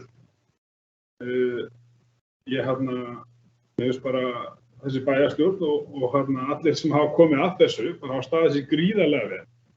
Eins og hefur komið inn að það erum að fara í mjög miklu uppbyggingu í gatnaframkvæmdum. Við erum að fara í samfélagsmiðstöð og dósamóttöku, búkot og fleiri en Kalmarsöldu. Við erum að bregðast við á mjög mörgum stöðum og framtíðin er bara mjög spennandi. Hvað varðar skoðun bæjarfundar og svo skipulagsmálum, þá held ég að þeir sem hafa fylgst með á síðasta kjörtímabili vita að við erum ekki sammála þar og leyfum því bara að liggja milli hluta. Hvað varðar almenna jákvæðni og við eigum að tala upp bæinn okkar, þá er ég hjartanlega sammála Einari. Við höfum, Akraness hefur að búa ótrúlegum kostum. Við erum með náttúru hérna á alla kanta, við erum með sjó, 3 vegur. Sama hvar þú býrð í bænum, þá ertu innan við 20 mínútur annarkvort niður í fjöru eða upp í fjall. Við búum yfir framúrskarandi íþróttaliði og fjölbreytni í afþreyingu. Þannig að ég held að við höfum allt til þess að tala upp bæinn okkar.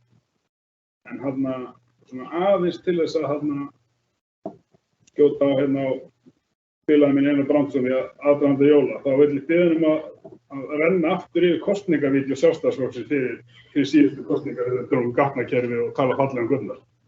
Takk fyrir.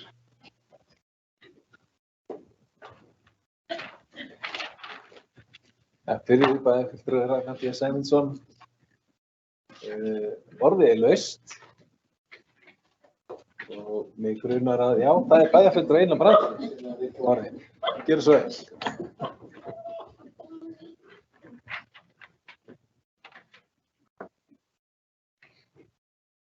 Já, forseti, ágætu bæjarfulltrúar. Ég bara ætla að koma hérna upp og svara bæjarfulltrúanum Ragnar B.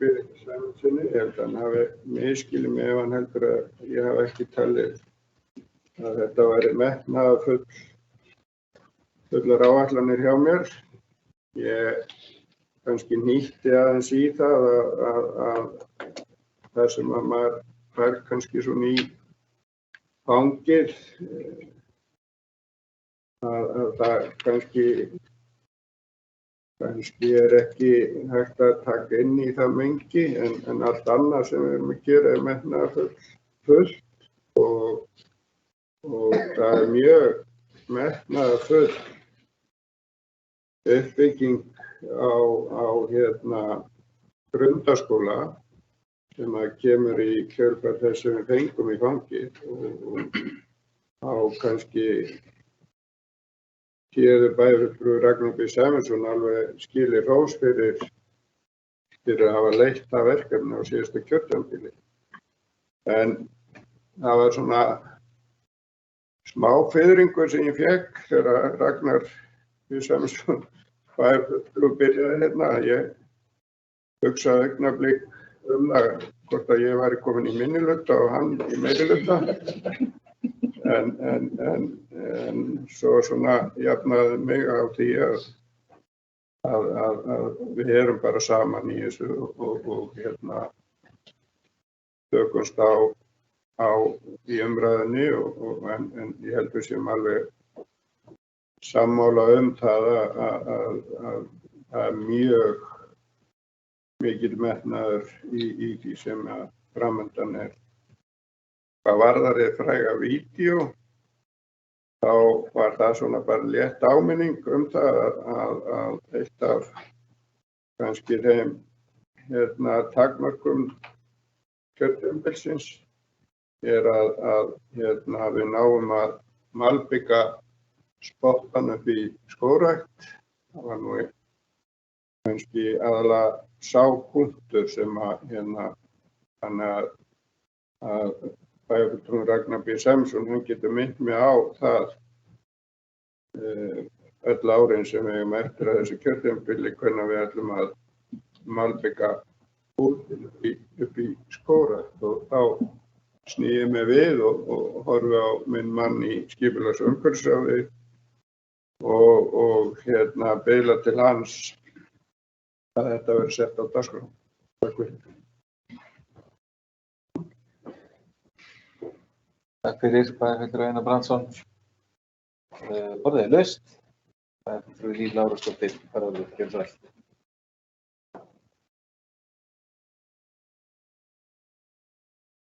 Forseti, bæjarstjóri, ágætir bæjarfulltrúar og aðrir sem okkur til það. Þetta fór grípa aðeins ráðan frá því örlítið áður. Ég ætla ekki að láta eins og þetta hefði ekki gerst. Þetta var bæði skemmtilegt og mikilvægt.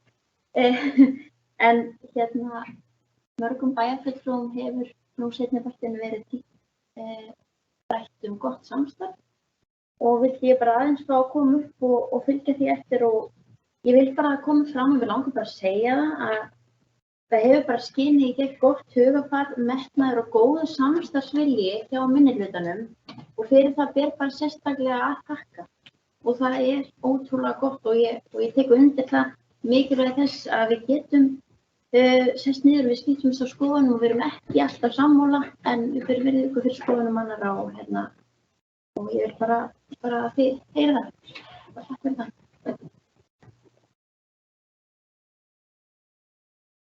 Takk fyrir, bæjarfulltrúi Líf Lárusdóttir. Og þá er orðið laust. Fundarliðir 12, 13 og 14. Það er enginn sem ætlar að grípa orðið.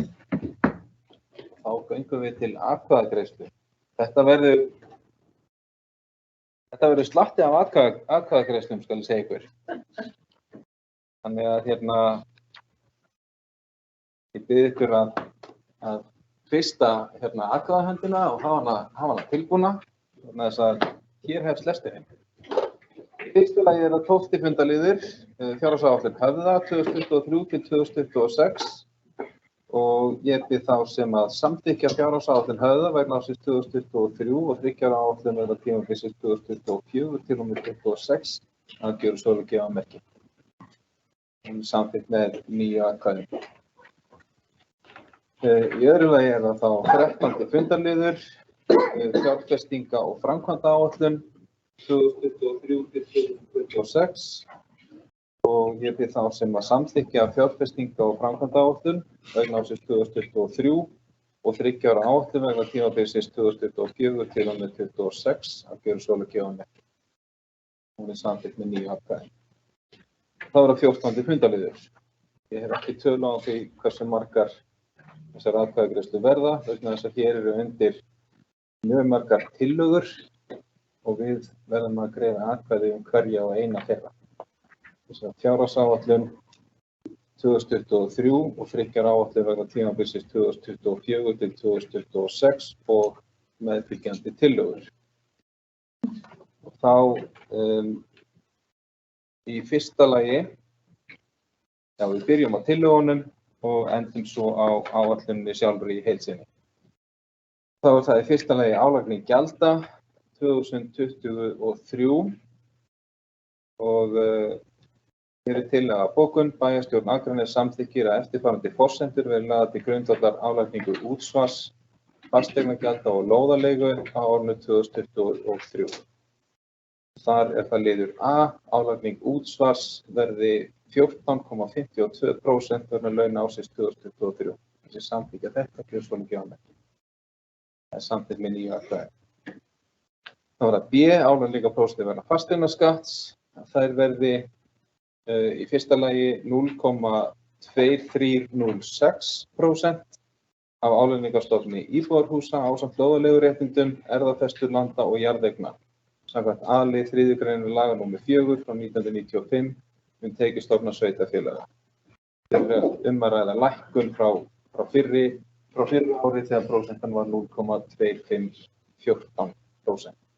Þessi samþykkja þessa álagningarprósentu af álagningarstofni íbúðarhúsa gjörsamlega gefa merki. Það er samþykkt með 9 atkvæðum.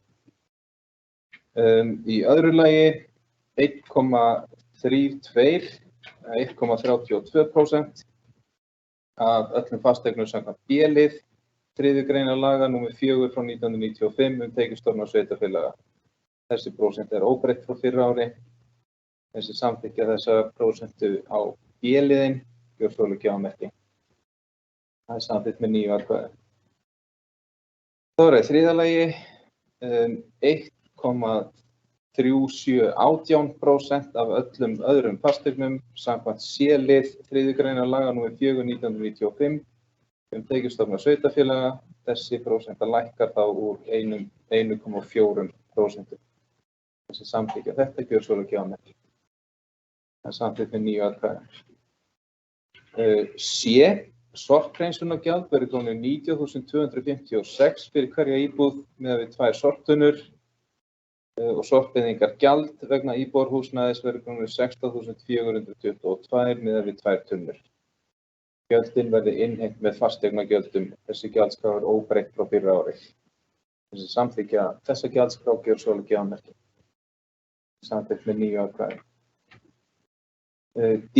Lóðarleiga af nýjum lóðum og endurnýjuðum samningum verði 1,199% af fasteignamatsverði atvinnulóða og 0,3034% af fasteignamatsverði íbúðarhúsalóða og verði innheimt með fasteignagjöldum. Þessi samþykkja þessa álagningu gjörsamlega gefa merki. Það er samþykkt með 9 atkvæðum. Lóðarleiga af eldri lóðum, þar sem samningar eru dagsettir fyrir 1. janúar 2004, sem lögð á hvert fermetra lóðar, tekur viðmið af breytingum sem verða á byggingarvísitölu. Þessi samþykkja þetta ákvæði gjörsamlega gefa merki. Það er samþykkt með 9 atkvæðum. Við erum komin í lið F.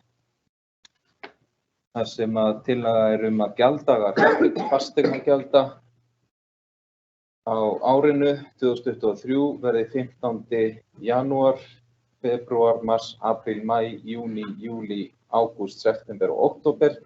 15. dagur allra þessara mánaða. Einn dagi gjaldanna 30 dögum síðar eða næsta virkan dag. Heildargjöld sem nema lægri fjárhæðin krónu 25.000 innheimtast með einum gjalddag á árið þann 15. apríl 2023. Þessi samþykkja þetta gjörsamlega gefa merki. Þessi samþykkt með 9 atkvæðum. Þá er það G. Að veitt verði ívilnun á fasteignaskatti á árinu 2023 til elli- og örorkulífeyrisþega í samræmi við sérstakar reglur bæjarstjórnar lækkun og niðurfellingu fasteignaskatts tekjulágra elli- og örorkulífeyrisþega. Þessi samþykkja þetta gjörsamlega gefa merki. Það er samþykkt með 9 atkvæðum. Þá er það annar hluti, það eru þjónustugjaldskrár.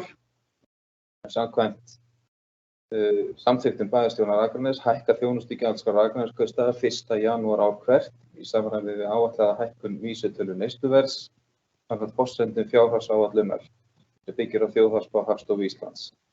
Heimilt er með sértækum ákvörðunum að víkja frá henni almennu hækkun. Bæjarstjórn Akraness samþykkir að þjónustugjaldskrár Akranesskaupstaðar hækki 7% á 1. janúar 2023 nema annars sérstaklega tilgreint í viðkomandi gjaldskrá og með vísan til framangreinds þá eru gerðar eftirtaldar tillögur. Það er A. Að gjaldskrá leikskóla verði óbreytt og tekur ekki hækkun. Samþykkja það gjörsamlega gefa merki. Það er samþykkt 9-0.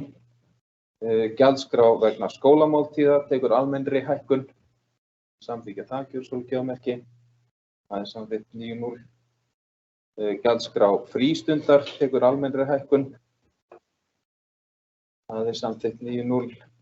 Gjaldskrá dagstarfs tekur almennri hækkun. Það er samþykkt með 9 atkvæðum að gjaldskrá tónlistarskóla Akraness taki almennri hækkun. Það einnig samþykkt. Gjaldskrá íþróttamannvirkja taki almennri hækkun. Það samþykkt. Gjaldskrá fyrir heimaþjónustu og heimsendingu matar verði óbreytt og taki ekki hækkun. Það samþykkt 9-0. Að gjaldskrá bókasafns Akraness taki almennri hækkun. Það 9-0. Gjaldskrá héraðsskjalasafns Akraness taki almennri hækkun. Það samþykkt. Gjaldskrá ljósmyndasafns Akraness taki almennri hækkun. Það samþykkt. Og ef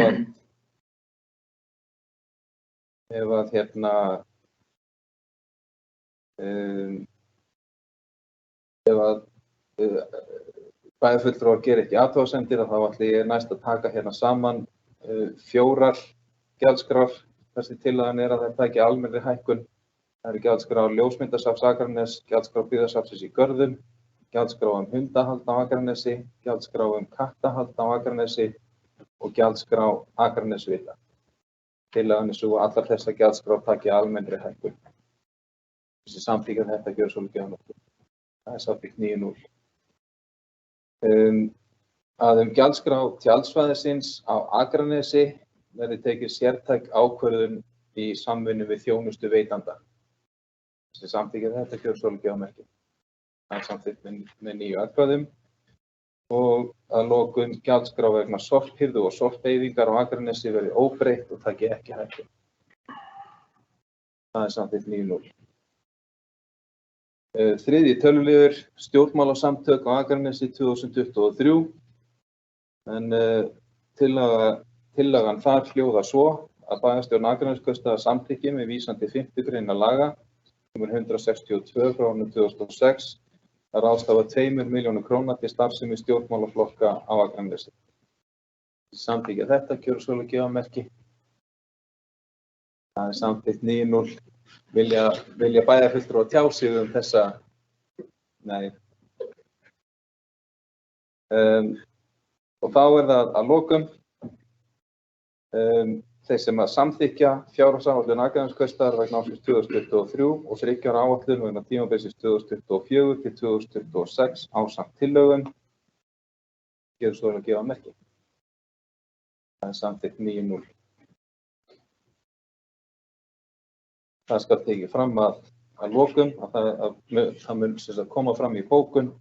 Fjárhagsáætlun 2023 gerir ráð fyrir jákvæðri rekstrarafkomu samstæðu A og B hluta Akraneskaupstaðar að fjárhæð 142,2 milljónir króna og að handbært fé í árslok verði 1269,3 milljónir króna.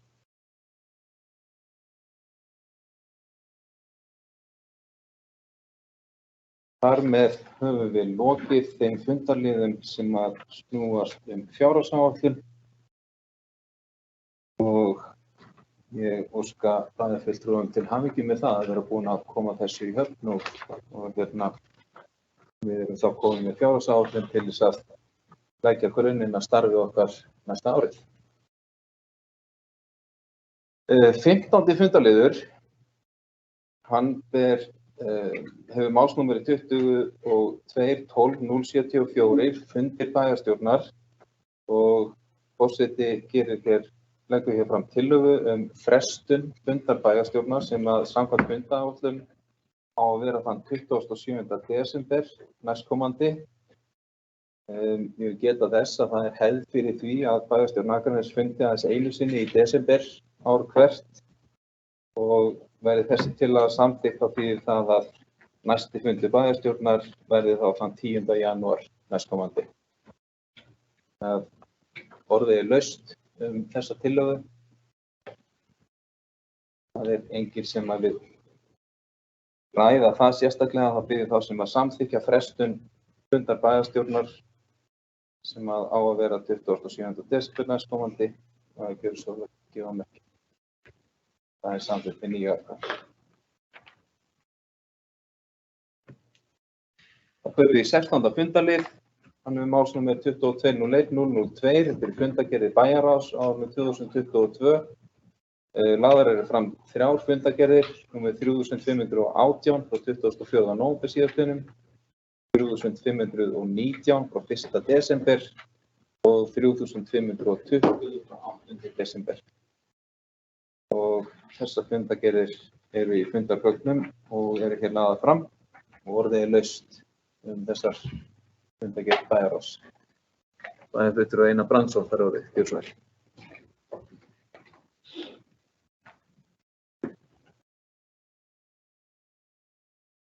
Forseti, ágætu bæjarfulltrúar og aðrir sem á okkur hlýða. Ég ætla að koma hérna upp undir fundi 3520 og það er fyrsti liður Árnahús Sólmundarhöfða. Sem stjórnarformaður Höfða þá höfum við svona aðeins hugleitt hvaða möguleika við höfum í stækkun á Höfða og það hefur komið meðal annars til tals að það sé möguleiki að fara með álmu í átt að Árnahúsum og jafnvel inn á það svæði sem að Árnahús standa á. Mig langar að koma því á framfæri að sé vilji til að friða og nýta og þá endurbyggja þessi hús, að það verði hugsað til þess að við höfum óbyrgan möguleika að geta stækkað hjúkrunarheimilið og dvalarheimilið Höfða og að þá yrði hugsanlega það gert sem er ein hugmynd og ekkert endilega innheilagi sannleikur að húsin hreinlega verði bara byggð upp og nýtt, ekki sem sagt núverandi húsnæði er bara ónýtt og það verður fjarlægt, en sé það áhugi fyrir því að halda á lofti minningu þessara húsnæðis, að þá held ég sé langbest að við smíðum þau upp frá grunni og nýtum þá tækifærið og færum þau aðeins utan á svæðinu. Þannig að þá gefum við sem sagt aðeins loft fyrir hugsanlega stækkun á Höfða og færum í rauninni húsin nær á göngustígnum. Þannig að ef að þau yrðu nýtt í tengslum við einhverja ferðaþjónustu eða í þá áttina, hugsanlega væri hægt að Höfði nýtti það húsnæði sem þá yrði til undir ákveðna starfsemi hjá sér. Allt er þetta opið. En ég vildi ávarpa þetta hér þannig að þetta væri komið fram og tekið með í umræðuna það hvað við ætlum að gera við þessi hús. Ég er alveg inn á þeirri línu við sýnum þeim ákveðna virðingu, en mér finnst að ef að það er að þá myndum við byggja þau utan og gætum hugsanlega nýtt samvinnu við Fjölbrautaskólann, trésmíðadeildina og rafvirkjadeildina þar til þess að koma að þessu máli. Og þá hugsanlega að það yrðu þá kannski fleiri hús í þessum stíl og þá er til ábyggilega einhverja gamla ljósmyndir. Þannig að við gætum jafnvel hugsanlega í framtíðinni bætt við húsnæði eða húsum í þessum gamla stíl á þessari torfu, en endilega hugleiðum að loka ekki neinum möguleikum og horfum á að skipuleggja svæðið í heild sinni. Þarna áður en við gerum eitthvað sem kostar einhverja mikla peninga. Takk fyrir.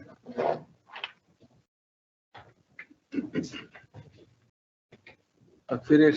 Bæjarfulltrúi Einar Brandsson. Og orðið þá laust að nýju fundargerð í Bæjarás. Það er bæjarfulltrúi Ragnar B. Sæmundsson. Þið bara orðið, gjörðu svo vel. Forseti, bæjarfulltrúar og aðrir sem án hlýða. Bæjarfulltrúi Einar Brandsson komið upp með mjög góða punkta. Þetta hefur fyrir umræðu inn í bæjarráði töluverðan tíma. Það er ákveðinn hópur sem hefur lýst yfir vilja að koma að þessu verkefni. Umræðan í bæjarráði hefur verið á þennan veg að við viljum einmitt kanna þá möguleika sem er til staðar með stjórn á stækkun. En erum mjög áhugasöm það að fara í framkvæmdir við húsið.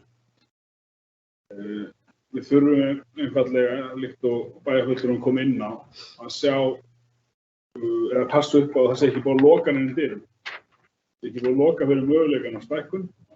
En á samanskapi hefur umræðan verið þannig inn í bæjarráði að það er allir fulltrúar þar mjög spenntir fyrir því að við förum í framkvæmdir þarna. Og einmitt á þann hátt sem bæjarfulltrúinn kom inn á að þetta yrði samstarfsverkefni með fjölbrautaskólanum, tvíiðnadeildinni, raðiðnadeildinni, áhersum aðilum í bænum. Það kom fram hugmyndir líka til dæmis að þetta gæti verið ein útfærsla eins og hefur verið Rauður sem hefur verið með í Hafnarfirði og fleiri stöðum, kallarnir skúrnum. Það sem í raun og veru áherslan er kannski ekki að ljúka uppbyggingunni á 1 eða 2 árum. Þetta má bara vera verkefni til lengri tíma. En fyrst og fremst er náttúrulega verkefni þá að bjarga húsinu uppæði, eða húsunum, svo gæti þá vinna haldið áfram. Það er náttúrulega meira, það er grjótleiðsla og annað sem er bara skemmtilegt og er virkilega þessi virði að halda í. Og líkt og bæjarfulltrúinn kom inn á þá náttúrulega stóðu fleiri hús einu sinni og það er alveg allan í mínum huga mjög spennandi að skoða það hvort að væri hægt að koma upp einhverju starfsemi og þá með sama fyrirkomulagi myndi fleiri húsi rísa. Ég held að það sé alveg ljóst og ég held ég sé ekkert að fara brátt með þar að umræðan í bæjarráði hefur verið þannig að við erum kannski ekki tilbúin að setja í vinnu bara útsett vinna og verki bóður út og húsið á að vera klárt fyrir næsta sumar. Það er kannski heldur ekkert keppi, heldur fyrst og fremst að bjarga því og hleypa þá þessum aðilum til þess að taka þátt í þessu verkefni með okkur. Þeir eru sannarlega til staðar. En fyrsta spurningin sem við þurfum eiginlega að svara er einmitt út frá hagsmunum dvalarheimilisins og framtíða möguleikum þar á stækkun og hvernig þetta samræmist því. Takk fyrir. Takk fyrir, bæjarfulltrúi Ragnar B. Sæmundsson. Orðið laust að nýju fundargerð bæjarstjórnar í Bæjarás. Það er orðið framorðið. Það er ekki fleiri sem að vilja taka til máls og teljast þessar 3 fundargerðir Bæjarás og þar með framlagðar. 17. fundarliður hefur málsnúmer 22.01.004 fundargerð í skóla- og frístundaráðs á árinu 2022 og ég lögð fram ein fundargerð og hún er númer 205 og fundi sem framfór þann 7. desember síðastliðinn. Orðið laust þessa fundargerð. Þetta er að fundargerðin sem var tekin inn með afbrigðum hér í upphafi fundar. Það er enginn sem að við kveða sér hljós og telst þessi fundargerð að þar með. Jú, bæjarfulltrúi Sædís Alexía Sigurmundsdóttir er orðið, gjörðu svo vel.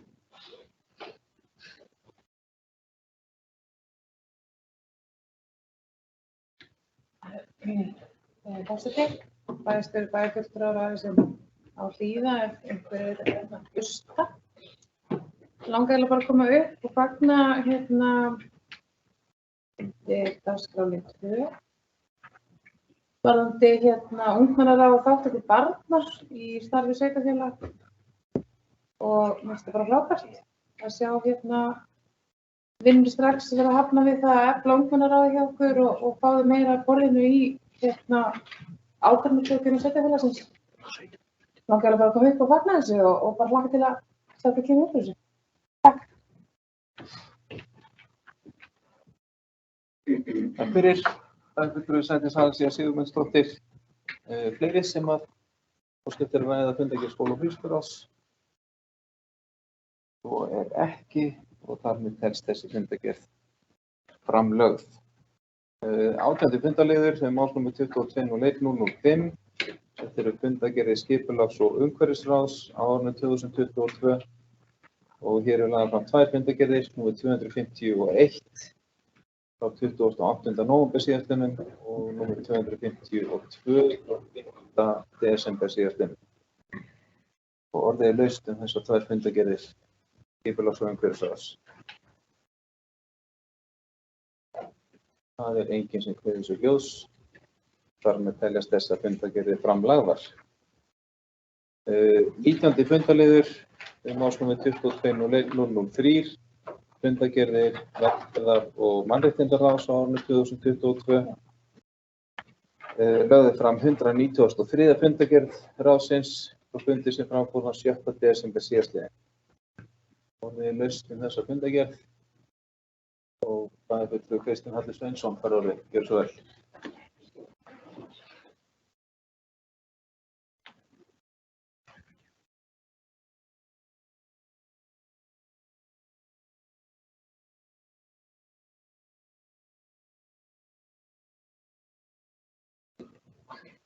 Forseti og getur bæjarfulltrúar.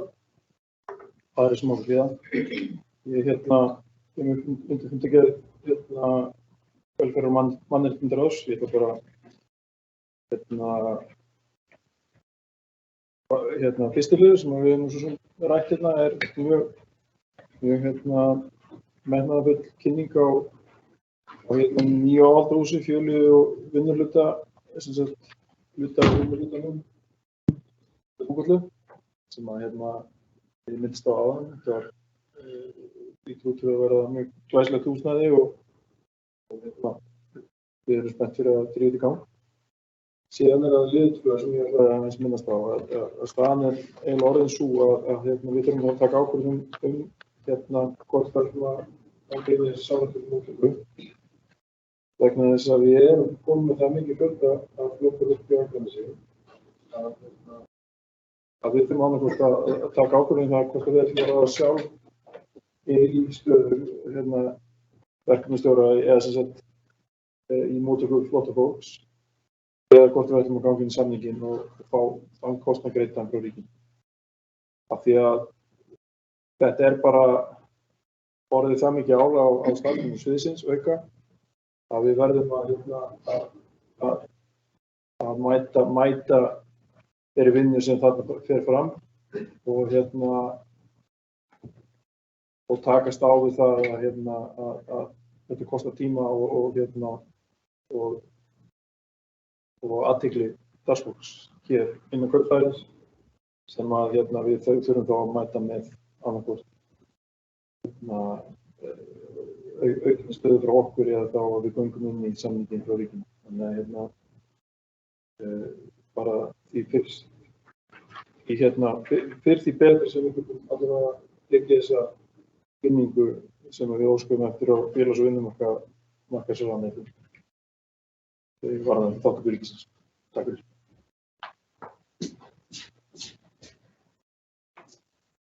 Takk fyrir, bæjarfulltrúi Kristinn Halli Sveinsson. Orðið er laust. Fundargerð velferðarráðs.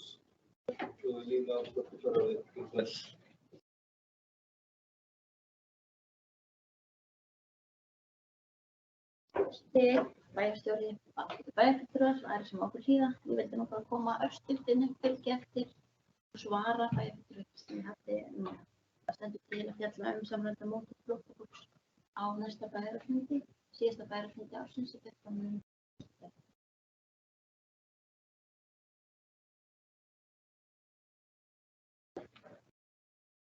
Takk fyrir. Líf Lárusdóttir. Það er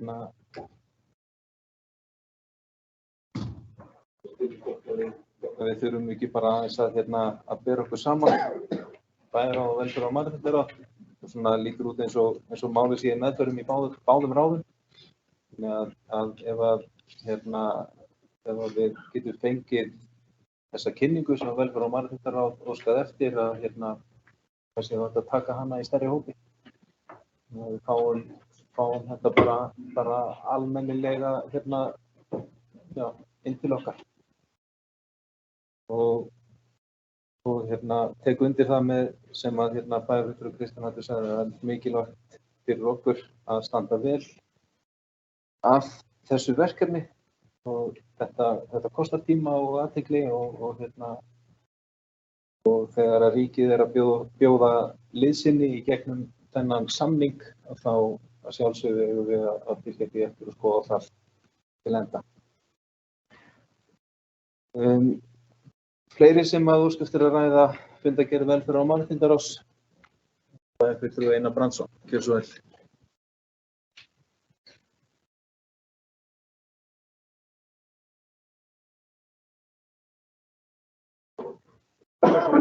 Bæjarfulltrúar og aðrir sem hafa okkur hlýða. Ég ætla að landa mér aðeins inn í umræðuna fundargerð velferðar- og mannréttindaráðs 193. Ég ætla að geyma mér svona fyrsta leiðin til að við erum komin svona aðeins lengra og kannski búin að skila á okkur starfshópurinn. Þá kannski fer ég yfir og þakka þeim sem hafa verið í þessu og það er kannski eitthvað yfirmálið. Það sem er nú tilefni að ég kom hingað upp er þessi liður samræmda móttöku flóttafólks. Við höfum rætt þetta töluvert mikið og við höfum tekið á móti flóttafólki þó að það komi nú ekki skýrt fram í fréttum. Þá gerðum við samkomulag það að taka á móti hér 8 fjölskyldum í vor og töldum okkur að við myndum fá samning það málefni og það verkefni sem að ekki varð, heldur virðist ríkið ætla að fá okkur til að skrifa undir samning þar sem að við semjum að taka á móti ákveðnum fjölda flóttafólks samkvæmt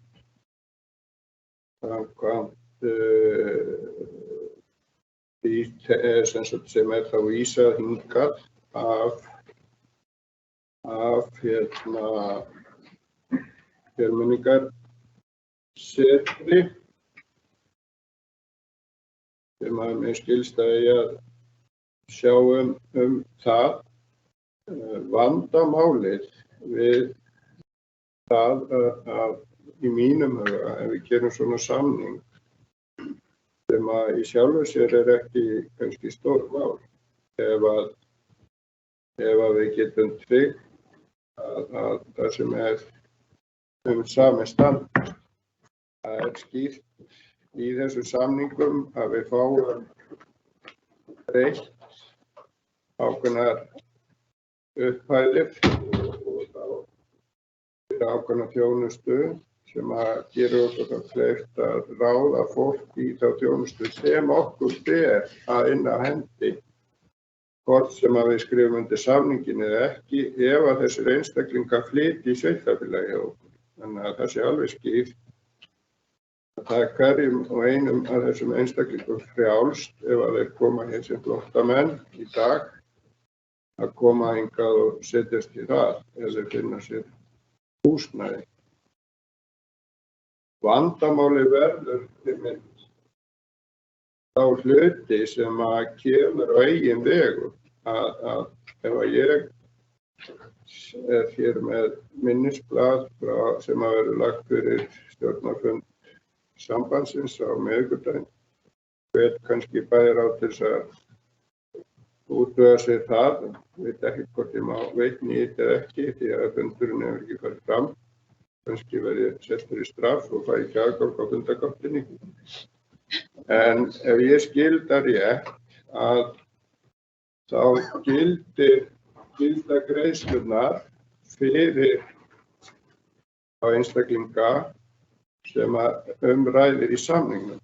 Vandamáli verða þeir sem flytja hér sjálfur, eins og hefur gerst núna, að það er rauninni konir fleiri af því sem við getum kallað flóttamenn, þá mest prógramíu, að þeir hafa komið hér á eigin vegum og veit ekki hvort maður má segja það hér í ræðustóla. Orðrómur segir að þeir hafi komið hér á vegum annarra sveitarfélaga líka. Þar sem að þeim hefur verið bent á það að hér sé hægt að fá húsnæði og þá fara þau út í sveitarfélagi yfir í annað sveitarfélag. Þetta er hlutur sem að í rauninni verður að vera alveg geirneldur sko ef að fara að gera ykkur samninga. En í rauninni ættu að gera bara samning það verkefni sem við fórum á stað með. Það er að taka á móti flóttafólki frá Úkraínu sem allir voru sammála En ég held að vandamáli verði svo rosalegt ef og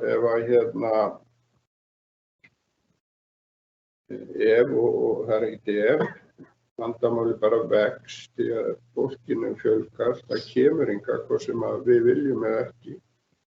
Og okkur ber skylda til þess að sinna því eins og öðrum íbúum.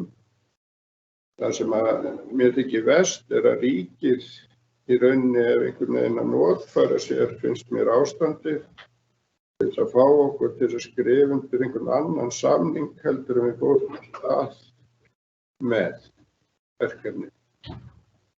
Þannig að þetta komið hér fram að þetta er ekki spurning hvort við viljum taka á móti flóttafólki. Við erum búin að ákveða að við ætlum að taka og bjóða þessa einstaklinga velkomna en við viljum fá samning það verkefni og að í þeim samningi verði líka tryggt að ef að hingað koma og flytjast fleiri einstaklingar heldur en kveðið er á í samningi sem að mun gerast og þá fáum við með því fólki líka í þau 2-3 ár sem að ríkið styður við bakið á þeim flóttamönnum sem hingað koma. Eftir það munum við taka við þeim og þau verður þá bara íbúar eins og við hinn og vonandi mun það bara ganga vel. Það er sambýli. Þannig að ég hef ekkert í sjálfur sér út á flóttafólki að set stór spurningamerki við vinnubrögð ríkisins. Takk fyrir.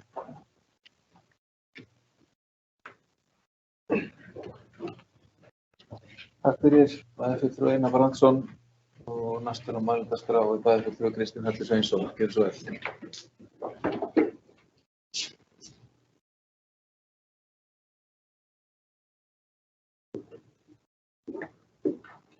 Við ákveðum bæjarfulltrúi. Það er smá hlýða. Ég eins og með Einar Brandsson set oft stór spurningamerki við vinnubrögð ríkisins, þannig að við erum allavega sammála þar. En ég held að að áhyggjur hans og athugasemdir eru einmitt mikilvægar og ég held að akkúrat þess vegna er mjög mikilvægt að fá þessu kynningu frá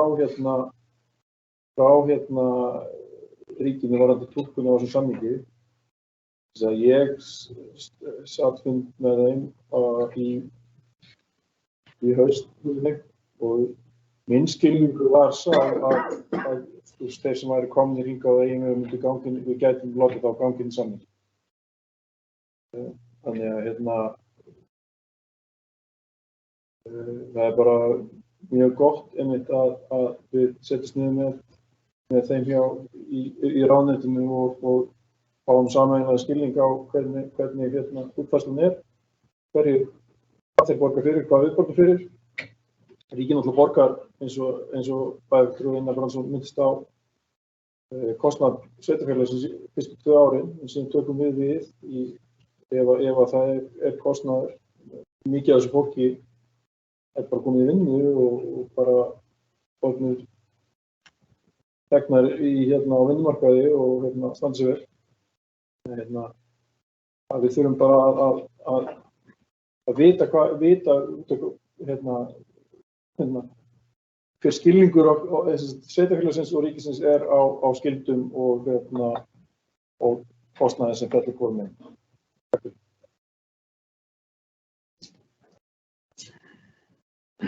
Takk fyrir bæjarfulltrúi Kristján Atli Sveinsson. Ræða fundargerð velferðar- og mannréttindaráðs. Og ekki, og fundargerðin þá þar með framlögð. 20. fundarliður, málsnúmer 2203-254 fyrir fundargerðir og fleira. Á árinu 2022 frá Höfða, hjúkrunar- og dvalarheimili og lögðu fram 135. fundargerð stjórnar Höfða og fundi sem fram fór 28. nóvember síðastliðinn. Orðið laust þessa fundargerð. Enginn sem kveður sér hljóðs og hún fæst þar með framlögð.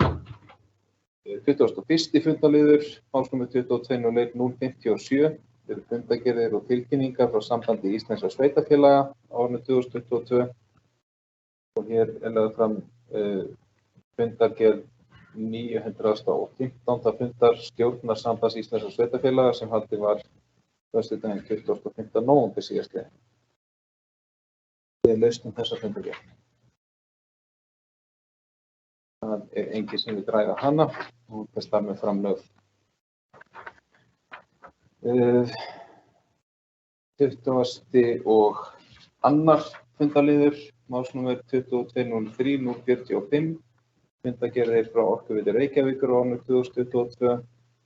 Lagður við hér fram 2 fundargerðir stjórnar Orkuveitu Reykjavíkur, nr. 322 frá 27. september síðastliðnum og nr. 323 frá 3. október síðastliðnum. Orðið laust þessa fundargerðir.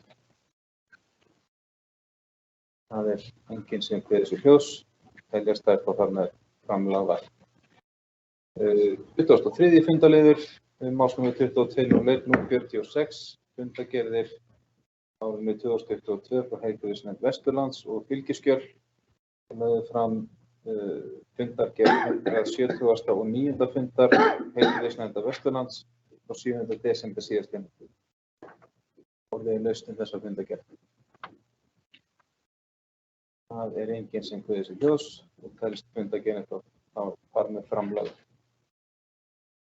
Þá erum við komin í gegnum dagskrá þessa bæjarstjórnarfundar. Ég þakka bæjarfulltrúum og starfsmönnum fundarins, þeim Sævari Frey bæjarstjóra og Steinari fyrir góða fundarsetu. Þakka fyrir góðar og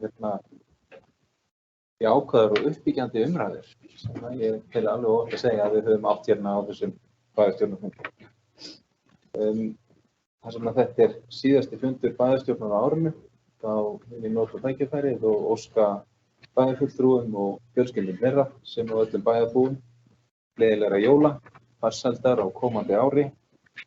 Þakka bæjarfulltrúum fyrir samstarfið á árinu 2022 og hlakka mikið til áframhaldandi samstarfs á nýju ári. Þar með segi ég þessum síðasta bæjarstjórnarfundi ársins 2022 slitið.